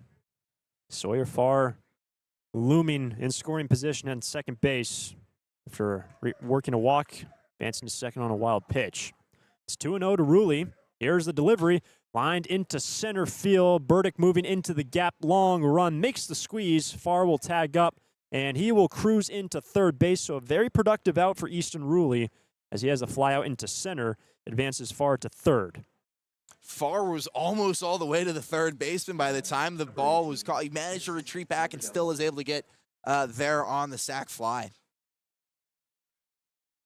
That's going to bring up Vince Camberdella. 2-0 the score. Sturs on top. Vince today has gone 0 for 2. He's also been hit by a pitch. Gets his first look at Jack O'Malley. Runner at third. Here's the first pitch, and it's sawed off back into the screen behind home plate. Strike 1, and if the Sturs are able to bring home Sawyer Farr, a 3-run lead versus 2, much different in the bottom of this inning. Absolutely. I mean, you feel a lot more safe with 3 on. It definitely puts some pressure on OC if the pressure isn't there already. The 0-1 will miss away on an off speed. 1-1. Again, OC will have 3, 4, 5 scheduled. Sos, Rodriguez, and Johnson in the bottom of the 9th. But even then, the only person to really get anything going for OC has been Navarro at the top of the order. The only 2 hits recorded by Navarro. Here's the 1-1. Fastball will miss away at belt height, 2-1. It is worth noting for Santa Barbara, 6 straight games on the road to start the season this year. A little bit different compared to last year's season. They will have Monday off, but 6 straight before they have their first game at home. Here's the 2-1. Gambardella will take a fastball away at knee height, 3-1. Has a couple of bases open, but you just don't want to open this game up if you're OC. You're still in striking distance. All it takes is one pitch, and you're out of this inning. Navarro would be next with 2 out, 3-1. Camberdella swinging, fouls it back on the screen behind the plate. Full count for the DH. Be another lefty standing on deck in the form of McConney. And Navarro has already gone on once already. Count full, man at third. Here's the pitch with 2 out, and it's going to hit Camberdella, and it looks like it ricocheted off the mask of Troncalli. Would have been ball 4. Did that hit him? I believe it might have. I mean, he definitely kind of looked a bit shook by that pitch. He runners on the corners here with McConney Navarro up to the plate. Tough spot to be in for the Riptide. You could just feel they just want to get to that bottom of the 9th, and they have been able to. So Camberdella aboard for the second time. Did you think it actually hit Vince on the right side? I think it might have. I think so. Yeah, I think so. So regardless, first and third, 2 out in the first pitch. Now Navarro will miss down in the dirt on a fastball, ball 1. So that's the second time Gambardella has been hit today. He's retired the first 2 times. Last 2 times he stood, and he was hit by Jake Spence, and now O'Malley. And still lurking at third is Sawyer Farr at a leadoff walk. Bill Pintard's going to bring in a pinch runner at first base. Yeah, that'll be Liam Keithley The rising sophomore plays his college ball at Cal Lutheran, a native of Santa Barbara, an alum of the Santa Barbara High School program that is so connected to the Foresters. Of course, the Sturs playing their home games there at Eddie Matthews Field. And the head coach for the Santa Barbara High School is down the third baseline. Steve Shuck, third base coach, has been with the Sturs since 2014. But now it's 1-0 to Navarro, and it's going to miss in. Nearly hit the right knee of McConney, and that ball did get away a fraction from Chunkali. The catcher had to move a few paces to his right, went in and out of his glove, but still first and third, 2-0 the count for the 9-hole hitter Navarro. Again, can Santa Barbara make it a 3-run game going to the bottom of the 9th? Currently lead 2-0.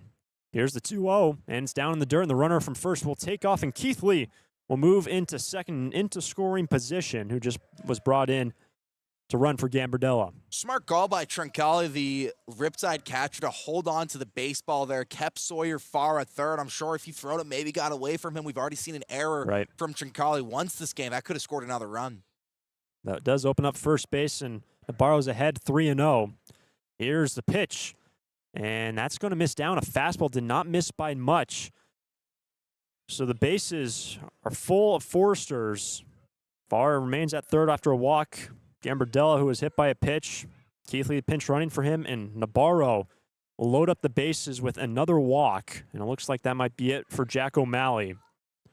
As Brian Evans, a slow stroll from the third base dugout, out to talk with the relief pitcher. Definitely trying to buy some time. I don't know if he's going to pull him just yet. I think the reliever for the Riptide, Hellman, is still kind of just Hellman is still, slowly warming up. Brian definitely taking his time with this conversation. The next batter will be top of the order for the Sturs, Maddox Mandino. And 2-0 the lead for the Sturs. One swing in the bat. Give at least one run, maybe two, likely two, with the pinch runner Keith Lee at second to put something in play. And they will be keeping O'Malley in this game. Very long talk, just letting you know, hey, all you need is one pitch, one out. Trust your defense to get the play here. Just find the zone.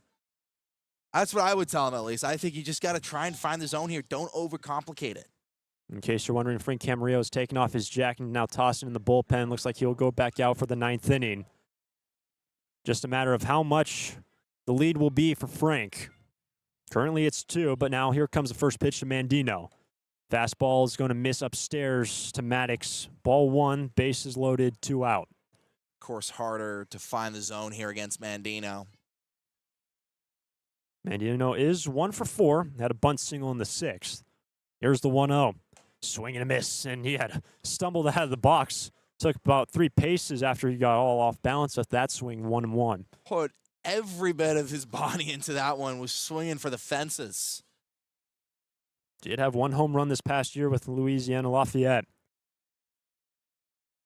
Here comes the 1-1. It is a fastball missing down and away. Ball 2. Good eye there for Mandino. Puts the pressure on O'Malley. Gets ahead in the count. Forces O'Malley to pound the zone here. Base is still loaded. 2-1. Swing and a miss. Looked like maybe a little something off that last fastball from O'Malley, but it's now 2-2. It's just one pitch for O'Malley. That's all he needs to keep the Riptide in the game. And then for Mandino, all it is just a swing of the bat, and with the speed on the base path, you could get a couple of runs here off of it. Oh, absolutely. Currently a 2-run lead with 2 out. The 2-2 pitch is inside. Nearly hit Maddox on the right side. Full count. And nowhere to put him with the bases loaded. I mean, would you expect if Mandino gets on here, even if it is just a walk, that they pull O'Malley? Have to see. The arm has been up down that left field line, but everyone on the move now. 2 out, bases loaded, 3-2 pitch, and foul back into the screen. It was a fastball, and Sawyer Farr nearly down to the plate. We'll have to trot back to third base. Means 3-2. And of course, the Foresters, with bases loaded and 2 outs, will be running on every single pitch, whether there's contact or not. Mandino bats from the left side, stands back in.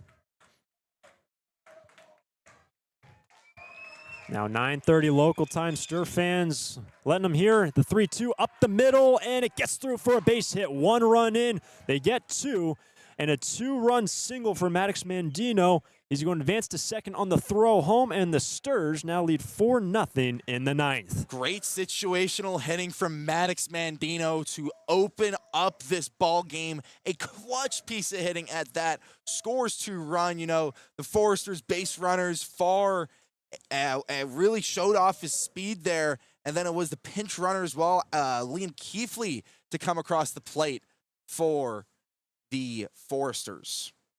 And Mandino, the base hit into center, advancing on the throw home to second, and there will be a pitching change. Jack O'Malley, his day will be complete. And OC Riptide going to their bullpen, but the Sturs giving Camarillo some extra cushion in the 9th inning. Santa Barbara leading 4-0 over Orange County. And now, coming to the mound for your Riptide. Lee & Sons Plumbing and Heating is proud to join the Foresters family of sponsors this season. I, Conan, a third-generation owner, was proud to coach for the Foresters for several seasons. Just like the Foresters are champs on the field, Lee & Sons are champs off it. We're experts in every type of plumbing and heating service and repair, from leaks and clogs to heaters and faucets. Strike out your plumbing problems by calling us at 805-965-9586. Lee & Sons, the champions of plumbing and heating. 805-965-9586. Stir it up. When it comes to your office equipment needs, call Coastal Copy. We're the largest independent office equipment dealership in the Tri-Counties, and as your locally owned authorized Savin dealer, Coastal Copy offers complete sales, service, and supplies on a full line of Savin digital copiers and MFPs, Savin color printers, digital duplicators, Savin wide format systems, digital presses, document management solutions, and more. That's Coastal Copy. You'll see a difference because we go the distance. Call 1-800-995-8835.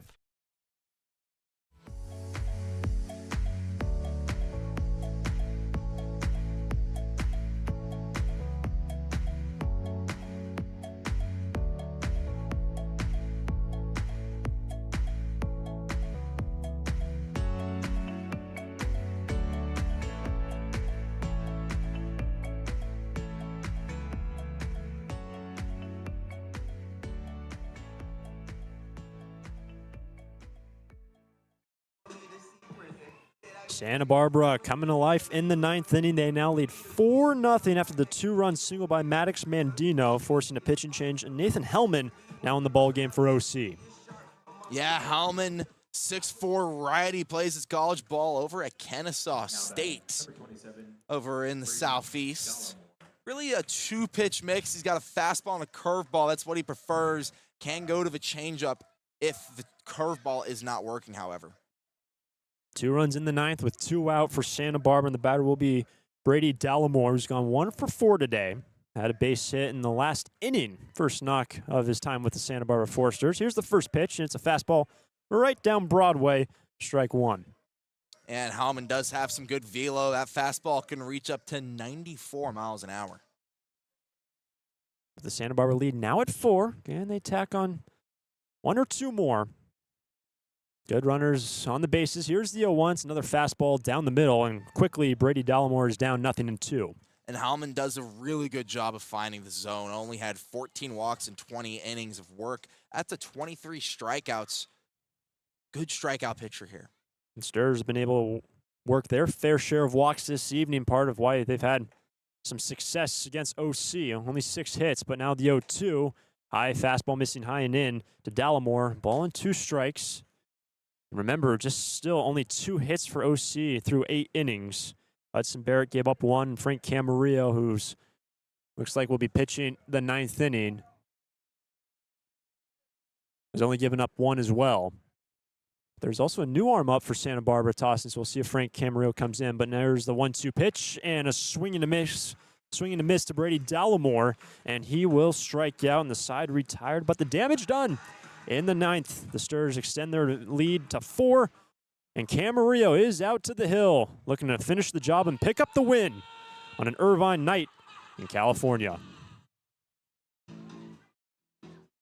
It's out of here.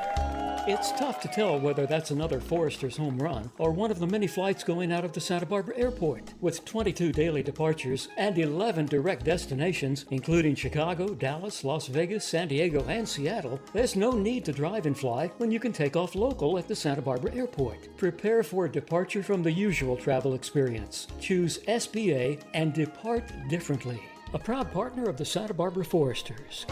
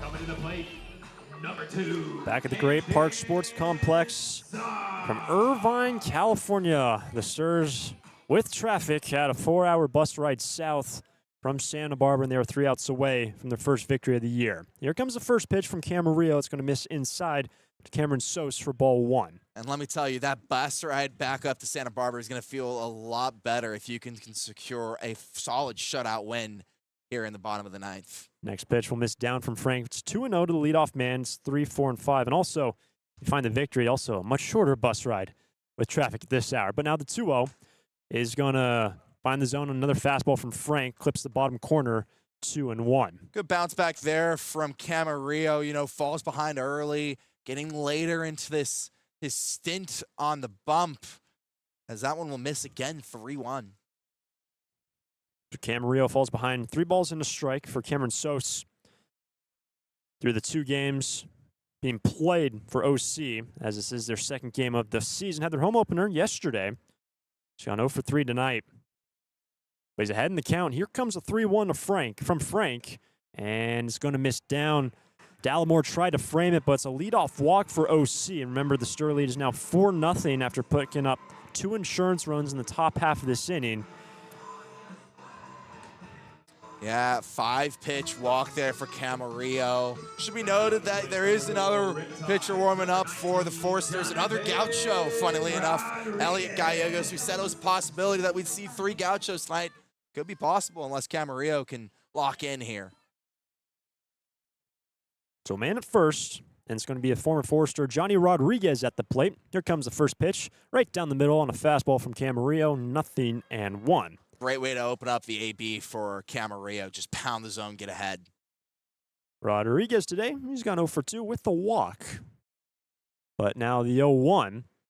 Swinging to miss the off-speed from Camarillo, strike 2 on Rodriguez. And a tough swing and miss right there. Rodriguez, one of the better hitters for this Riptide team. I'm sure the Foresters know that as well. Ugly swing and miss for the first baseman. Luke Johnson will be next, but now the 0-2, as that's in there, called strike 3, and Rodriguez will go down looking. The fastball from Camarillo, his 3rd strikeout of the evening. Pfister, the home plate ump, gave it a little bit of drama. Just gave it a little extra bit of a pause before handing the punch out. First out here for Camarillo. By the way, 9th strikeout of the day for Santa Barbara pitching. Barrett had 6 Ks. Frank now has 3. Man still at first. Sturs leading 4-0 as the first pitch will miss down and away. A fastball to Luke Johnson, way at the knees, ball 1. Johnson struggled a bit at the plate today. Gonna kickstart something with a runner on first. 1-0 pitch. Fastball will miss in. Looks like it might have found the inside half of the plate, but it is ball 2 for Johnson, who is now 0 for 3. His K to line out to second, and a ground out to third. Camden Sos is at first. 1 out, and the Sturs 2 outs away. The next pitch will be a strike, a slider, 2-1. Good job to find the zone back in there. You just know Camarillo wants to finish this game out on the bump. He entered in the 5th inning. Here's the 2-1. Check swing, but it looks like he went around. Yes, he did on the appeal down to our first base umpire. It's now 2-2. And we talked about the Gauchos with Gallegos up in the pen. Barrett and Camarillo all play for UC Santa Barbara. A.J. Crodell, another Santa Barbara Gaucho, slated to start tomorrow. But here's the 2-2. A high chopper to the third baseman. Muma charges in to get one at second to first. Not in time on the attempted 5-4-3. They get the 5-4, but Johnson aboard on a fielder's choice. And I do like getting the lead runner out there at second.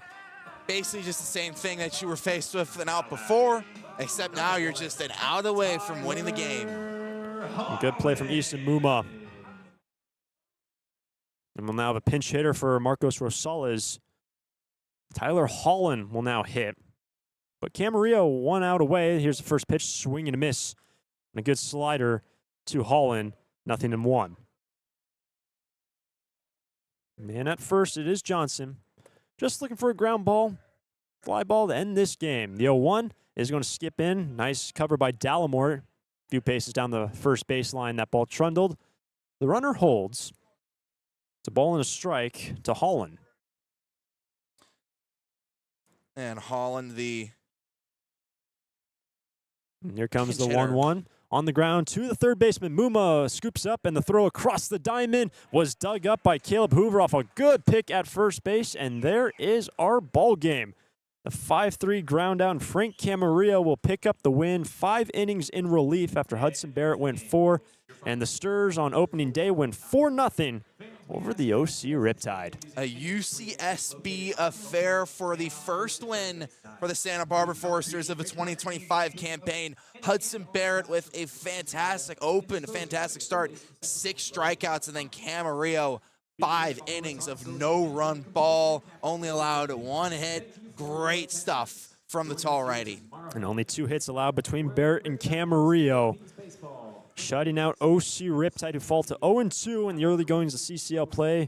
And the Sturs move to 1-0. They'll be on the road again tomorrow, facing Conejo on the road. 4 o'clock first pitch. We'll be there. Cover all the action. Final thoughts on this one, Nate? Yeah, exactly how you want to start the season. The bats were getting hot in the latter half of the game, and the pitching staff was on from start to finish. Of course, you only saw Barrett and Camarillo. That's a really encouraging start for Bill Pintard's side, one that I think he's going to be very happy with, considering everything.